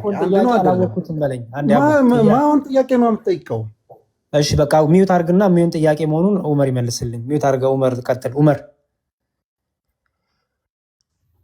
ወንድሜ ቀጥል። እሺ ሚዩት አይሆን የምታወራው ያንተ ድምፅ ነው። እሺ ጥያቄን በደንብ ስማኝ። ለረጅም ዓመታት እኔ ያለኝ ኢንፎርሜሽን ምን ነበረ? ሙስሊሞችም የሚሉን እኔም የሰማሁት እየሰሙ ያደግኩትን በጎረቤቶቼ ቁርአን የወረደው በአረብኛ ነው። በቃ በአረብኛ ጸሐፊውም አሳቢውም ደራሲውም ጸሐፊም ሁሉ አላህ ነው፣ ሌላ ቃላት በውስጡ የለውም ነበረ። አሁን ደግሞ በደንብ መጽሐፍቶቹን ገልጠን ስናነብ አንድ ብቻ አይደለም 118 የሚሆኑ የሌላ ሀገር ተናጋሪ ያላቸው ቋንቋ ያላቸው ህዝቦች ቋንቋ ቁርአን ውስጥ አለ። ከፐርሺያም አለ፣ ከግሪክም አለ፣ ከቱርክም አለ፣ ከኢትዮጵያም አቢሲኒያ አለ። እነዚህ ቃላቶችን ቁርአን ውስጥ የጨመረው ራሱ አላህ ነው ወይስ ሰዎች ናቸው? ጥያቄ። እሺ ቀጥታ አሁን ቋንቋው በተወሰነ ሊለወጥ ይችላል። ለምሳሌ ቁርአን ላይ ማኢዳ የሚል አለ፣ እኛ ደግሞ የምንጠቀመው ማዕድ በሚለው ነው አይደለ? በዚህ ሁኔታ አረብኛ ቁርአን ሊወርድ ችሏል ማለት ነው። ቀጥታ የወረደው ግን ከአላህ ነው። ማዕድ ግዕዝ ነው እና ግዕዝ የአሜሪካ ቋንቋ ነው እንዴ? እንዴ ማዕድ ይላሉ እንደ አሜሪካዎች? እኔ ያልኩህን አልሰማህም ብራዘር? ሰምቼ ማን የመለስኩልህ? ማዕድ እንላለን እኮ ማዕድ ግዕዝ ነው አልኩ እኮ። ማዕድ እንደምንለው አረብኛው ላይ ደግሞ ማኢዳ በሚል ይመጣል። ማኢዳ ማለት ነው በአረብኛ ማዕድ ማለት ነው። እሺ ማዕድ ማለት በግዕዙ ምግብ ማለት ነው አይደል? እሺ በአረብኛ ማኢዳ ማለት ነው ምግብ ማለት ነው። እንደዛ ነው። ለምሳሌ إذ قال الحواريون يا عيسى ابن مريم هل يستطيع ربك أن ينزل علينا مائدة من السماء ብለው ይጠይቁታል ለዒሳ ማለት ነው ሐዋርያቶቹ። በዚህ ሁኔታ እዚህ ጋር የተፈለገበት ማዕድ ነው። ላይ ክፈትና ራስ አንብበው ዑመር። ኧረ ተው እንጂ ግዕዙን የፈታው አይደል? ስለዚህ ያሪድ እንትን ልሰጥህ ነው። ታይትል ልሰጥህ ነው። አትግባ አንዴ ታይትል ልሰጥህ ነው። ሎጣ እኮ ነው። አሁን ሎጣ ነው። እንትን ይሄው ኮሜንት ላይ ማለት ነው። መሀል ላይ አትግባ። ሎጣ ነው። እንዲ ታይትል ሰጥቼ ሎጣ እኮ ነው። ለአንተ ታይትል ሰጠው እኮ ርዕስ ሰጠው። ሪሰርች አድርጌ ያመጣውን ነገር በኢንቨስት ሪሰርች ያደረኩትን ዩቲዩብ ላይ አየሁትን። ይሄው ታይትል ያው ኮሜንት ላይ አይቷል ታይትል ነው እንደምትለኝ? የዩቲዩብን ታይትል ነው የምትለው? ኖ አው ቲቪ እንትን ያለ ሰርች አድርግ። ቲቪ እኮ ነው። ቲቪ ነው እና የክርስቲያኖች ቲቪ ነው እና እዛ ይሄ ቲቪ እንትን ሰርች አድርግበት አንተ። ትክክለኛ ቲቪ ነው የክርስቲያኖች ቲቪ ነው አይደለም የሚለውን ነገር ሰርች አድርግበት። እዛ ላይ የተለቀቀ ይሄው ምን ይላል? ረጆ ከርተው በእናትህ እንዴ ምን ይላል? ነገር ሰርች ላድርገው። ይሄው ከታች ይሄው እንትን እየጻፍኩልህ እኮ ነው። ይሄው ቆይ ይሄው ኮፒ እንትን እየታየን ስላልሆነ ነው ወንድሜ። እሺ ይሄው አሁን ምን ለኔ ምንም የመጣ አይታየኝም። አሁንስ አልታየም? ለአንተ ይታያል ለኔ አይታየኝም። ወይ ጉድ! አሁን የጻፍኩልህ አይታየም? ኦኬ አት የሚለው አት ከዛ በኋላ አልሆሪያ ቲቪ ነው የሚለው ምንድን ነው? እንደዛ እሺ እንደዛ የሚለው አልሆሪያ ቲቪ እዚህ ላይ የክርስቲያኖች ቲቪ ነው እና ቄሱ ሲናገር የሱዓና ዒሳ እንደዚህ ያሉ ያብራሩታል እና ዞሮ ኢየሱስን ነው የሚገልጹት። የቋንቋ ልዩነት ነው እንጂ ምንም እንትን የሚል ነገር አይደለም። አንድ ናቸው እና ያለን እሱ ችግር የለውም። ስለዚህ አሁን አንተም እንደምታደርግልኝ መሰለህ እንግዲህ የኚህን እንትኑን አግኝቼዋለሁ። ኦኬ አግኝቼዋለሁ። አሁን እዚህ ላይ ገብተን እኚህ አባት ያሉትን በትርጉም ይተረጉሙታል። ባይዘው የኮፕቲክ ኦርቶዶክስ ናቸው እኚህ ቄስ የኮፕቲክ ኦርቶዶክስ ቄስ ናቸው። የኮፕቲክ ኦርቶዶክሶች የሚጠቀሙት መጽሐፍ ቅዱስ አረብኛው መጽሐፍ ቅዱስ ነው አይደል? በጣም ጥሩ። ስለዚህ እዚሁ ቪዲዮ ላይ የሱዋ የሚለውን የሱህ የሚለውን ይተረጉሙታል አይደል? ምን ብለው ይተረጉሙታል? አዳኝ፣ ፈዋሽ፣ መድኃኒት ማለት ነው ይተረጉሙታል። ኦኬ። ስለዚህ እሳቸው ይሄን አዳኝ፣ ፈዋሽ የሚለውን ትርጉም ያመጡት ከየትኛው ነው? ከእናት ቃላቱ ነው አይደል? ከኦሪጂናሉ ከግሪክ ከሂብሩ መጥቶ አይደለ? አዎ ችግር በቃ ያሪድ ይሄን ሁሉ ሰዓት እንዳናዛዛ ይኸውና ፎሎ አድርጌያለሁ። ፎሎ አድርጌያለሁ። ፎሎ ባክ መልስና መልካም። ከዛ በኋላ ያለውን ነገር አጣርተን አሁን እዚህ ጋር ምንድነው አንደኛ እውቀትን ፍለጋ ነው። እኔ አሁን ማወቅ የምፈልገው ነገር አለ። በቃ እኔ አም ፐርሰናሊቲ ሙስሊም ነኝ፣ ግን ማወቅ የምፈልገው ነገር አለ። በቃ ምንም ችግር የለውም እኮ ይሄ ምንም የሚያጣላ ነገር የለም። አንተ አሁን በአረብኛ የሱዓ የሚል እምነት ካለ ይህ መረጃ ስትሄድ ደግሞ አይ ችግር የለም ዒሳ ማለት እኮ የሱዓ ነው ኢየሱስ ማለት ነው፣ የስም ልዩነት ነው እንጂ ፐርሰናሊቲያቸው አንድ ነው ወደ ማለት ደረጃ ያደርሳል ነው። ቆይ ያደርሳል ነው እውቀቱ ሲደርስ። እውቀቱ እሱን አይሰጥም። ምክንያቱም እኛ ክርስቲያኖችም የአረብ ክርስቲያኖችም ሆነ እኛም ኢሳ ማለት ኢየሱስ ነው ብለን ወይም ያሸዋ ነው ለማለት አናምንም። ስለዚህ መረጃ ሲደርስ ደግሞ ታምናለህ። ችግር የለም። መጽሐፍ ቅዱሳችን ላይ እንደዛ ያለውን ትርጉም እየነገርኩ በአረብኛውም ያለው ሌላ መጽሐፍ ምን ይላል? የቤት ስራ ሰርተናልና በቃ እውቀቱ ይድረስ። በቃ እሺ ፎሎ አድርጌሃለሁ። እሺ ጆከር አንዴ ቆይ፣ ሳትወጣ አንዴ ቆይ። አቡ በእናትህ አንዴ እንትናት አንተ በጣም እየረበሽክ ነው። አቡ አንዴ አቆም፣ ሚውት አድርጌያለሁ። ፎሎ ባክ። እሺ ያሪድ ፎሎ ባክ አድርግልኝ። ዞሮ ፎሎ ባክ አድርጌያለሁ። እሺ ዑመር አንዴ የጀመርነውን እንጨርስ። እሺ ዑመር አለ አለው። ቀጥል። በጣም ጥሩ። እሺ የእነዚህ ባዕድ ቃላቶች አረብኛው ቁርአን ላይ ጨመራቸው ማን ነው? ንገረኝ። አላህ ነው? አላህን የጨመራቸው አይደል? ስለዚህ አረብኛ ብቻ አይደለም ማለት ነው አይደል? ቁርአን ውስጥ ያለው ሌላም ባዕድ ቃላቶች አሉ አይደል? ቀጥታ ወደ አረብኛ የአነጋገር ስልት ተቀይረው ነው የሄዱት እንጂ ማዕድ በሚል አይደለም። ለምሳሌነት ያመጣውልህ ቃልን ብታየው ማዕድ ሳይሆን ማኢዳ በሚል ነው ያለው። ሱረቱል ማኢዳ ላይ ክፈትና 6ኛው ምዕራፍ ዑመር የጠየቁ እናት ቋንቋቸው የነዚህ ባዕድ ቃላቶቹ እናት ቋንቋቸው አረብኛ አይደለም አይደል? የነዚህኞቹ እሺ ሳይሆን ነው ወይስ አይደለም? ቀጥል ጨርሳ መጀመሪያ ጥያቄህን ጨረስኩ። እነዚህ ባዕድ ቋንቋዎቹ እናት ቋንቋቸው አረብኛ ነው ወይስ አይደለም?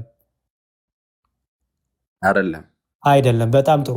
እናት ቋንቋቸው አረብኛ ካልሆነ እነዚህ የተጨመሩት ቃላቶች እናት ቋንቋቸው አረብኛ ያልሆኑ ቁርአን ውስጥ ያገኘናቸው ቃላቶች በተነገሩበት በእናት ቋንቋቸው ትርጉም አላቸው ወይስ የላቸውም?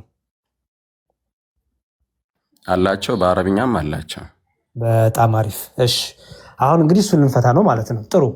አሁን ኢሳ ማለት ምንኛ ነው የሚለው መሰረቱ ወይስ ኢሳ ወይ መጀመሪያ አረብኛ ነው ወይስ አይደለም? ኢሳ የሚለው ቀዳማይ አረብኛ ነው። ዳህራይም አረብኛ አለው፣ በዕብራይስጥኛውም እንዳለው ሁላ ማለት ነው። የትኛውም ቋንቋ የሚባል ደረጃ ዳህራይና ቀዳማይ በሚል ወይ ብራዘር፣ አንተ ብቻ የምፈልገውን አታውራ እንጂ ተረጋጋ። ጥያቄን አድሬስ እያረክልኝ አይደለም ወንድሜ። አሁን እነዚህ ባዕድ ቃላቶች እናት ቋንቋ፣ የኢሳ እናት ቋንቋ ምንድን ነው? አላቅም። እሱን እኮ አዳም ማለት ስም ስለሆነ ስም ስለሆነ መጀመሪያ ለምሳሌ የኔ ስም ሙሐመድ ቢሆን ቀጥታ ኢትዮጵያ ነው የምኖረው፣ ግን በአረብኛ ነው የምጠራው። አማርኛ ላይ ትርጉም ይኖረዋል። በእርግጥ መሐመድን ተርጉምልኝ እስቲ። የተመሰገነ ማለት ነው። እሺ በምን እናት ቋንቋ የተረጎምክልኝ? አሁን በአረብኛ፣ ከዛ ወደ አማርኛ የተረጎምኩት። አሁን የተመሰገነ የሚለው አረብኛ አይደለም አማርኛ ነው አይደል? እሺ ግን የተመሰገነ በሚል አይደለም የምጠራ። እሱማ አትጠራም። ስተረጉሞ ማን ብለህ ተረጎምኩ? የተመሰገነ ብለህ ተረጎምኩ አይደለ? እናት ቋንቋ አረብኛ የሆነውን ወደ አማርኛ ስትለውጠው ምን አልከው? የተመሰገነ ብለህ ከፈታው አይደለ? ትክክል ነኝ? ቀጥል፣ ያዳመጥኩ ነው። ማዳመጡ አይደለም እኮ ፈልገው እንደም ትክክል ነኝ ወይስ አይደለሁም? በየመሃሉ ለምን አወራለሁ? አውራና ጨርስና አወራለሁ እንጂ። እሺ ትክክል ነኝ ወይስ አይደለሁም? እንዳልደክም ነው። ትክክል አይደለም ካኬ እንድታርሜ ነው። ትክክል ነኝ በእናት ቋንቋ ነው። ቀጥል። በቃ እንደሱ ኮንፈርም ያደረከኝ ቀጥል ነው። የኢሳ እናት ቋንቋ ነው። ቀጥል። ቀጠልኩ። የኢሳ እናት ቋንቋ አላውቅም። የኢብራሂም እናት ቋንቋ ምንድን ነው? እሱንም አላውቅም። የእስማኤል እናት ቋንቋ ምንድን ነው? አላውቅም። የመርየም እናት ቋንቋ ምንድን ነው? ወይ ብራዘር አላውቅም ሁሉንም የስሞቹን። ኦኬ ታዲያ አሁን ያልገባኝ ነገር ይሆን ይሆን አሁን እነዚህ ስሞች የምነግር ሁሉ ተናጋሪ ያላቸው ብሔረሰብ ያላቸው ስማቸው ደግሞ ትርጉም ያላቸው ናቸው። በምን በእስራኤሎች በሂብሩ በግሪክ እየተባለ ይፈታል። ለምሳሌ አብርሃም ማለት አብርሃም ነበር የመጀመሪያ ስሙ፣ አብርሃም ሆነ። አብርሃም ማለት ደግሞ የብዙሃን አባት ማለት ነው። ኦኬ መጽሐፍ ቅዱስን እንደዚህ ያስቀምጠዋል። ለምሳሌ እስራኤል በቁርአን ውስጥ እስራኤል የሚል ጽሑፍ አለ ወንድሜ? አለ። እናት ቋንቋ ስም ስለሆነ እንደ ስም አስቀመጠው እንጂ ትርጉም ያስቀምጥ። በጣም ጥሩ። እስራኤል የሆነ ሲጀመር እንደ ስሙ ነው የሚያስቀምጠው። አዎ በጣም ጥሩ። እስራኤል የህዝብ ስም ነው፣ የህዝቦች ስም ነው። ያዕቆብ እስራኤል ተባለ። ያዕቆብ የሚባል ሰው ነበረ። እግዚአብሔር አንተን አበዛሃለሁ ሲለው የግለሰብ ስም ነው። ኧረ ስማኝ አዳምጥ። እስራኤል የግለሰብ ስም አይደለም። እስራኤል የሚለው ከመባሉ በፊት መጀመሪያ ያዕቆብ ነበረ። ያዕቆብ ነው እስራኤል የሆነው። እስራኤል ማለት ህዝበ እግዚአብሔር ማለት ነው እንጂ ግለሰብ ስም። ያዕቆብ ህዝብ ነው ወይስ ግለሰብ ነው? ብራዘር ያዕቆብን አበዛሃለሁ ሲለው አዳምጠኝ። ያዕቆብን ዘርን ያዕቆብ ህዝብ ነው ወይስ ግለሰብ ነው? ይሄ ሰውዬ የሰማኝ አይደለም እንዴ? የምጠይቅህን መልስ እንጂ። ያዕቆብ ግለሰብ ነው ወይስ ህዝብ ነው? ህዝብ ነው ግለሰብ ነው ያዕቆብ? እሺ አንደኛ ድምፅን ቀስ አድርግ። በጣም እየጮክ ስለሆነ ጩኸት አልወድም። ድምፅን ቀስ አድርግ። ሁለተኛ እየመለስኩልክ ነው። የመጀመሪያ ስሙ ያዕቆብ ለብቻው ያዕቆብ ነው። ኋላ ግን እግዚአብሔር ለያዕቆብ ቃል ኪዳን አደረገ። ምን የሚል? አንተን አበዛሃለሁ፣ ዘርህን አበዛዋለሁ በምድር ላይ ሲል ያን የሚበዛውን ዘር ጠቅላላ እስራኤል ብሎ ያም የሚበዛው ዘር ሁሉ ህዝቤ ይሆናል ሲል እግዚአብሔር እስራኤል አለ። እስራኤል ማለት ህዝበ እግዚአብሔር ማለት ነው። ስለዚህ ጠቅላላ አሁን ለምሳሌ እስራኤል ሀገር ያሉ ሰዎች ጠቅላላ ምን ይባላሉ? እስራኤልያን ይባላሉ። ኦኬ እነሱ በግርዘት በምን እያለን እንሄዳለን። እስራኤል ማለት ግን ጠቅላላ ህዝቡ እስራኤል ህዝበ እግዚአብሔር ማለት ነው። አሁን እኔ በቁርአን አሁን እስራኤልን እንደዛ ሳይሆን የሰጠኸው መጽሐፍ ቅዱስ ላይ ያለው እንደዛ አይደለም ይላል። እሺ ስጠኝ፣ ጥቅስ ማስረጃ ስጠኝ። መጽሐፍ ስጠኝ ማስረጃ ከእግዚአብሔርና ከሰውም ጋር ታግለህ አሸንፈሃልና ከእንግዲህ ወዲህ ስምህ ያዕቆብ ሳይሆን ማን ነው አለው? እስራኤል። ስለዚህ እስራኤል ማለት ማለት ነው ተርጉመው። ይህ ማለት አንተ ያልከው ነገር ልክ አይደለም ማለት ነው። ተርጉመው እስራኤል። ስለዚህ እግዚአብሔር ያዕቆብን እስራኤል ነህ ሲለው ምን ማለት ነው? ትርጉሙ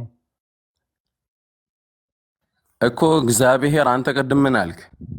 እስራኤልን እግዚአብሔር መቼ ነው ያዕቆብን መቼ ነው እስራኤል ብሎ የጠራዋል? ስማኝ፣ ያዕቆብን እስራኤል ያለበት ምክንያት ምንድን ነው? እግዚአብሔር ያለበት ምክንያት ከእግዚአብሔርና ከሰው ጋር ታግሎ ስላሸነፈ። ስለዚህ እስራኤል ማለት ማለት ነው ተርጉመው እስቲ። ተረጉም እኮ አንተ አሁን ራሱ ትክክል ባትተረጉመው ግን ተርጉመው እስቲ። እስራኤል ማለት ማለት ነው እሱን አላውቅም፣ ግን እስራኤል የሚለው ስም አየው ዑመር፣ እስራኤል የሚለው ስም የተሰጠው እግዚአብሔርን ታግሎ ስላሸነፈ ነው። አለቀ። ተረጎምከው እኮ ይኸውልህ፣ ያዕቆብ ለምን እስራኤል ተባለ ስል ምን አልከኝ? እግዚአብሔርን ታግሎ ስላሸነፈ ይሄ ስም ወጣለት አልከኝ።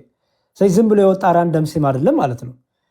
የሆነ ስምን ያረገውን ነገር የሚያብራራ ዲፋይን የሚያደርግ የሚገልጽ ስም ነው የተሰጠው።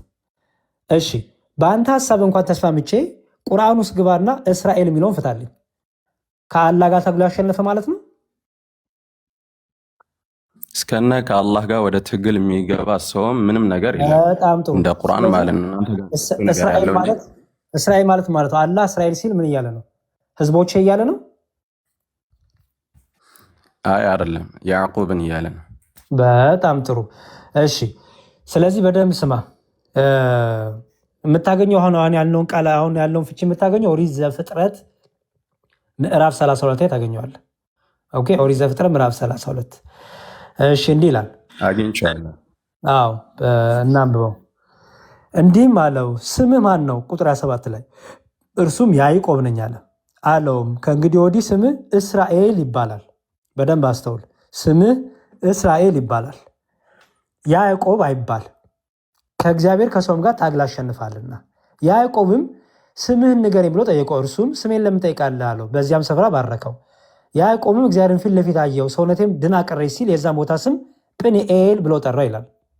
ጵኒኤል ብሎ ጠራው። ጵኒኤልም ሲያልፍ ፀሐይ ወጣችበት፣ እርሱም በጭኑ ምክንያት ያነክስ ነበር ይላል። አሁን አስተውል።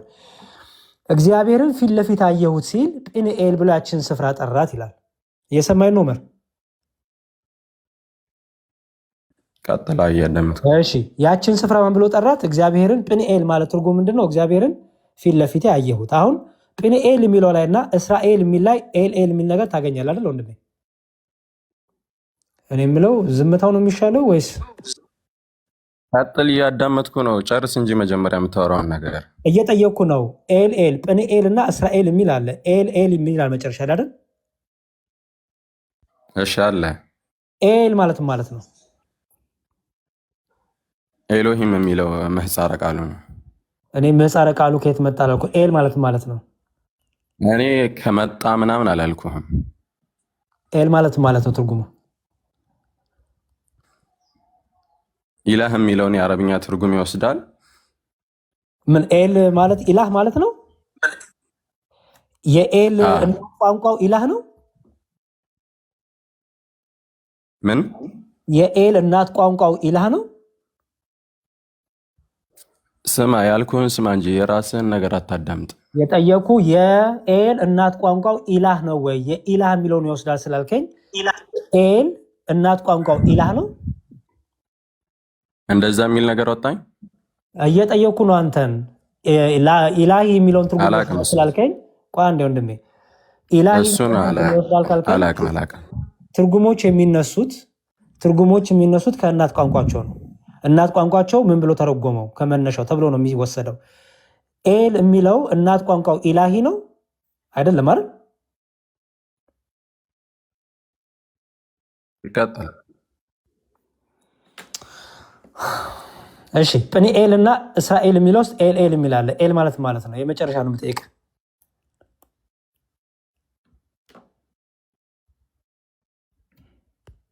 አላቅም። በቃሽ በደንብ አጥንተናና ኔክስት ታይም እናወራለን። አቡ አለ አለው። እሺ እስራኤል የሚለው አረብኛ ነው ወይስ? እና የእስራኤል የሚለው ቁርአን ውስጥ አለ አይደል? ወንድም አሁን እዚህ ጋር ስለ ድህነት ለመነጋገር እንጂ ስለ ቋንቋ ልንማር አልመጣንም። ቋንቋ የሚችሉ አሉ እነ ኡስታዝ ወሂድ ምናምን የቋንቋ አንተ የማትችለው ከሆነ እንደ ቆይ አቡ የማታውቀውን እኔ በግድ ወቅ አላልኩም። የማታውቀው ከሆነ አላውቀውም ብለህ ማለት ትችላለህ። አጥንቼ በደንብ አንብቤ ልምጣ ማለት ትችላለህ። እስራኤል ግን መሰረታዊ ነገር አይቀይረውም። እኔ ለምሳሌ ክርስትናን እንድትሰብከኝ እፈልጋለሁ። ጥያቄው እሱ አይደለም ወንድሜ። አላውቀውም ካልከኝ ስማኝ፣ አላውቀውም ካልከኝ ክርስትና ምንድነው የሚለውን ማውራት ከቻለን እናውራ፣ ካለበለዚያ አውርደኝ ችግር የለም። አላውቀውም ካልከኝ ወደሚቀጥለው ወደ ድህነት ትምህርት እሄዳለሁ። ካወቅከው ልጠይቅ፣ ካላወቅከው አላወቅኩትም በለኝ። እኔ ወንጌልን ተጠምቼ ነው የመጣሁት። ስለ ወንጌል እናውራ ነው። ስለ ቋንቋ አታውቅም። በቃ አጥንተናል። እሺ በእስልምናው ጥያቄ ልጠይቅ። በእስልምናው አደም ከገነት የወጣው ወይም የሰው ልጆች ከገነት የወጡት በአደም ምክንያት ነው ወይስ አይደለም? ማስረጃ ምናምን ብለህ አትጠይቀኝ፣ ግን ታሪኩን አውቀዋለሁ። ምንድነው መጀመሪያም የሰው ልጅ የፈጠረው አላህ ለምድር ነው። ለምድር ነው ማለት እያብራራው ሂድ እንጂ ለምድር ነው የፈጠረው ማለት ነው። ለምድር ነው ማለት ወደ ምድር እንደሚያወርደን ያውቅ ነበር አላህ። ዞሮ ዞሮ ሰበብያው ያንን ፍሬ በመብላታቸው ነው። ጥያቄ ወንድሜ ለምድር ነበር የፈጠረው ስትል ኦልሬዲ ለምድር ነው የወሰነበት ያቀደበት ነው የምትለኝ ወይስ ምንድን ነው? ኦኬ በጣም ጥሩ። አንድ ሀዲስ ላንብብልህ። ሀዲስ ትቀበላለህ አይደል? እሺ ሰሂህ ቡኻሪ 3409 ላይ ሰሂህ ቡኻሪ 3409 ቡክ 60 ሀዲስ 82 እንዲህ ይላል። ነሬትድ አቡ ሁሬራ እንደዘገበው የአላህ መልእክተኛ እንዲህ አሉ። አደም ኤንድ ሞሰስ አርጊውድ ዊዝ ኢች አዘር። አደም እና ሙሳ እርስ በርስ ተከራከሩ። አረብኛ ትንባለህ እንዴ? ቀጥል። አልችልም። እሺ ሞሰስ ሴድ ቱ አደም፣ ሙሳ አደም ምን አለው? ዩ አር አደም ሁዝ ሚስቴክ ኤክስፔልድ ዩ ፍሮም ፓራዳይዝ። ስህተትህ ከገነት ያባረረክ አንተ አደም ነህ አለው። አደም ሴድ ቱ ሂም፣ አደም ምን አለው ለሙሳ? You are Moses, whom Allah selected as a messenger and as one to whom he spoke directly. አንተ ሙሳ ነህ አላህ የመረጠና ሊያናግርህ አንተን የመረጠክ ታላቅ መልእክተኛው ነህ ይለዋል። Yet you blame me for a thing which had already been written in my fate before my creation. እኔ ከመፈጠሬ በፊት በተወሰነብኝና በተጻፈብኝ ዕጣ ፈንታዬ ላይ ለምንድን ነው እኔን የምትወቅሰኝ ይለዋል። Allah messenger said twice, so Adam overpowered Moses. በዚህም አደም ሙሳን ረታው ይላል። አሁን እዚህ ላይ እንደምታየው ምን እያለ ነው አደም? እኔ አይደለሁም እኔ አደም ያልኩህን ነገር እያጠናከርክ ነው። ኦፖዚት ነገር የምትነግረኝ ከሆነ ነው እንጂ እኔ ያልኩህን እኮ ነው እያጠናከርክ ያለው። አንዴ ወንድሜ አደም እያለ ያለው ተሳስቼ ወጣው አላለም።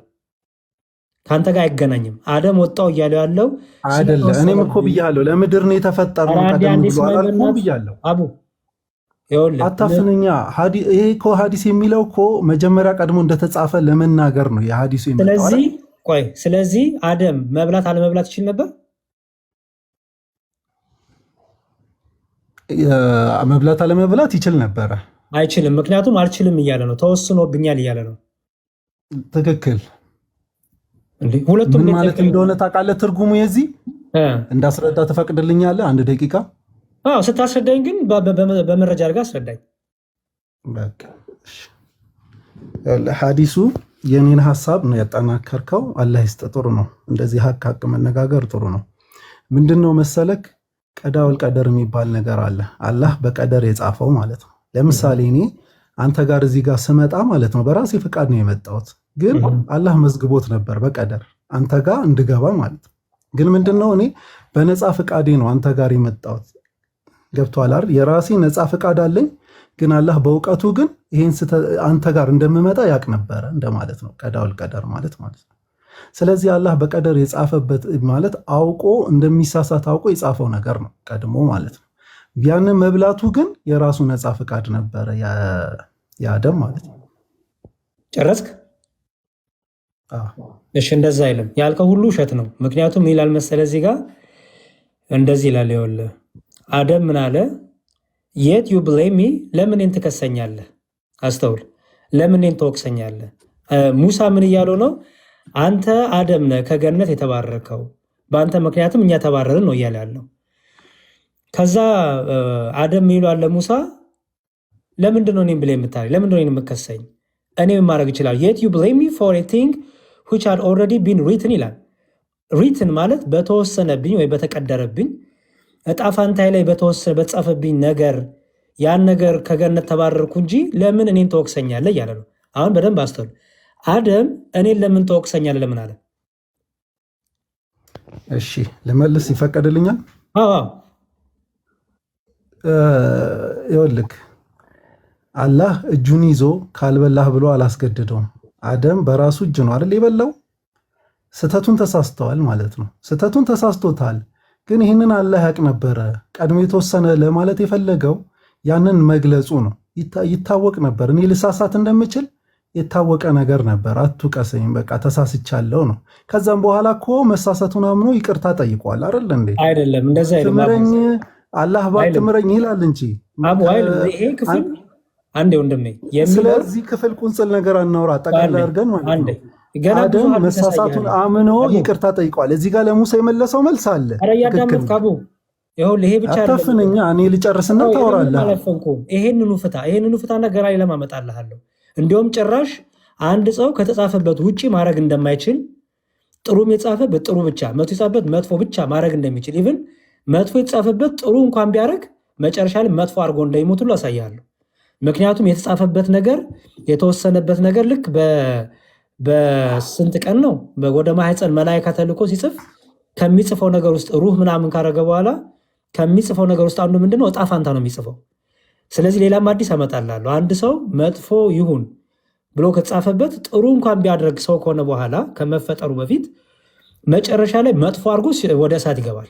ጥሩም የሰራው ጥሩ ደግሞ የተባለው ደግሞ በኋላ ላይ ተወልዶ አድጎ መጥፎ እንኳን ቢሰራ መጨረሻ ላይ ጥሩ ሰርቶ ወደ ጀነት ይገባል። አሁን የጠየቅኩ እኔ የሚለው ምንድነው? ሀዲሱ እኔን አትውቀሰኝ ያለበት ምክንያት ለምንድን ነው? ኦልሬዲ ተጽፎብኛል፣ ተወስኖብኛል። ሪትን ኢን ማይ ፌት ማለት በእኔ የህይወት ዕጣ ፈንታ ላይ ነገር ተጽፎብኛል፣ ተወስኖብኛል።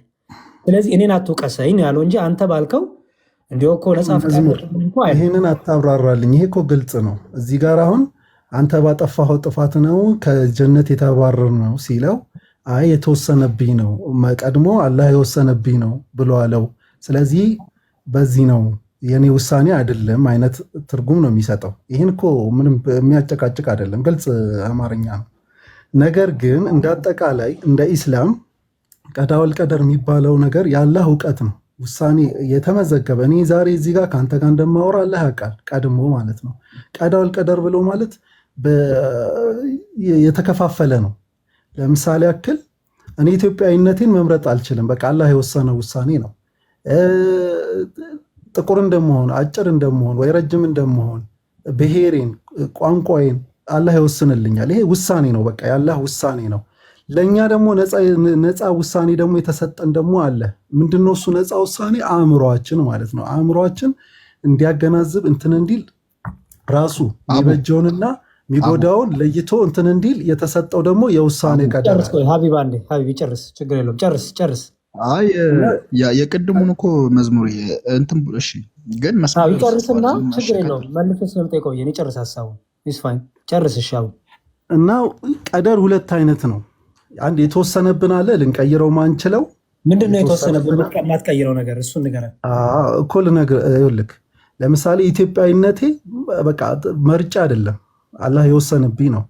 ረጅም መሆኔ ወይ አጭር መሆኔ፣ ቀይ መሆኔ፣ ጥቁር መሆኔ፣ ወይ ታማሚ መሆኔ፣ በሽተኛ መሆኔ፣ ጤነኛ መሆኔ እነዚህ ነገሮች በሙሉ ወይ እናትና አባቴን ወይም ደግሞ ልጆቼን እነዚህ በሙሉ በእኔ የተወሰነብኝ ናቸው። ለእኛ ደግሞ ነፃ ፍቃድ የሆኑ ነገሮች ደግሞ አሉ። በራሳችን ወስነን ምርጫ ወስነን ምንገባባቸው ማለት ነው። ስለ አደም ንገረኝ። አደም ነፃ ፍቃድ ነበረው? ኦፍኮርስ ነፃ ፍቃድ ነበር። አለመብላት ይችል ነበር? ነፃ ፍቃድ ነበረው። ለምን ብትል እሱ ድመት ወይ አንበሳ ወይ የሆነ እንስሳ አይደለም፣ አእምሮ ሰጥቶታል። ይህ ነገር አትብላ ተብሎ ተነግሮታል። አለመብላት ይችል ነበር? አዎ ተነግሮታል። ተነግሮታል አይደለም ያልኩህ እኔ። አለመብላት ይችል ነበር ወይ ነው ጥያቄ? ኦፍኮርስ ይችል ነበረ። ኦኬ ምን ላይ የጻፈበት በህይወቱ ጣፋንታ ላይ የተቀደረበት የጻፈበት ነገር ምንድነው? እሱ ላይ እንዲበላው ተጽፎበታል ማለት እንዲበላው ተጽፎበታል ማለት በእውቀቱ ነው። አላህ ያቅ ነበር ስህተቱን እንደሚሰራ። ይሄኛው ነው ቀደር። ስማኝ አንዴ፣ እንዲበላው ተጽፎበታል፣ እንዳይበላው ተጽፎበታል። ይኸውልህ አንዴ ስማኝ፣ አንድ ሰው ሙስሊም ለመባል ይህንን መቀበል መቻል አለበት። አንተ አሁን ለምሳሌ ከክርስትና ወደ እስልምና ብትመጣ ይሄ ፈታኝ የአእምሮ ጥያቄ ነው። ይህንን ማትቀበል ከሆነ ሙስሊም አትባልም። የኢማን ከስድስቱ ኢማን መሰረት አንዱ ነው። እኛ ምናምነው እንደ ሙስሊም ነፃ ፍቃድ ሰጥቶታል፣ አትብላ ተብሎ ተነግሮታል። አላህ ግን ስህተቱን እንደሚሰራ ያውቃል። ይህ እኮ የአላህ ታላቅነትን ማሳያ ነው። ከመጀመሪያው ጀምሮ ከ50 ሺህ ዓመት በፊት ሁሉንም ነገር ጽፎታል አለ። አቡ እኔ ጥያቄው እሱ አይደለም። እኔ የመጀመሪያዋ ብዕርም የጻፈችውን ሁሉ አመጣልሃለሁ። የብዕሯ ራሱ ከዕጣ ፈንታ ጋር እንደምትገናኝ እሱንም አዲስ አመጣልሃለሁ። እኔ አሁን የፈለግኩት አላህ አደም ላይ ጻፈበት አይበላም ነው ወይስ ይበላል ነው? ይኸውልህ ለአደም ተነገረው። ገብቶሃል? እኔ ስለተጻፈበት የጠየቁት አቡ የተጻፈበት ለአደም የተነገረው ካልበላ ብሎ ያስገደደው አካል አለ? አቡ እኔ እሱን አልጠየኩም። የጠየቁ ከመፈጠሩ በፊት አደም ላይ ጻፈበት ዕጣ ፈንታው ምንድነው? እቺን ብቻ ንገረኝ። እንደሚበላው ተጽፎበታል። ኦኬ እንደማይበላ ተጽፎበታል? እንደማይበላ አልተጻፈም። ለምን? አላህ ስለሚያውቅ እንደሚበላ በጣም የሚሰራ ስለሚያውቅ። በጣም ጥሩ። እንደሚበላ የጻፈበት አይደል? ከዚህ ከተጻፈበት ውጪ አደም መኖር ይችላል? ይኸውልህ ብላ አልተባለም። ብላ ሳይሆን እንዳትበላ ተብሎ እንደሚበላታል። ግን ስህተቱን እንደሚሰራ እስቲ ኔትወርክን ፈጣሪው ጌታው ያቅ ነበረ ነው። እሺ ያቅ ነበርና ወስኖበታል፣ ጽፎበታል። የተለያየ ነው ወንድሜ። ጽፎበታል ማለት ምን ማለት ነው? ቀድር ተደርጎበታል ማለት ነው። ይሰማል። ሌት እየሆነ ነው የሚደርሰው ወንድሜ። ወይ ወጥተህ ግባ። ይኸውልህ ለምሳሌ ወጥተህ ግባ፣ ቀይ የበራብክ ነው።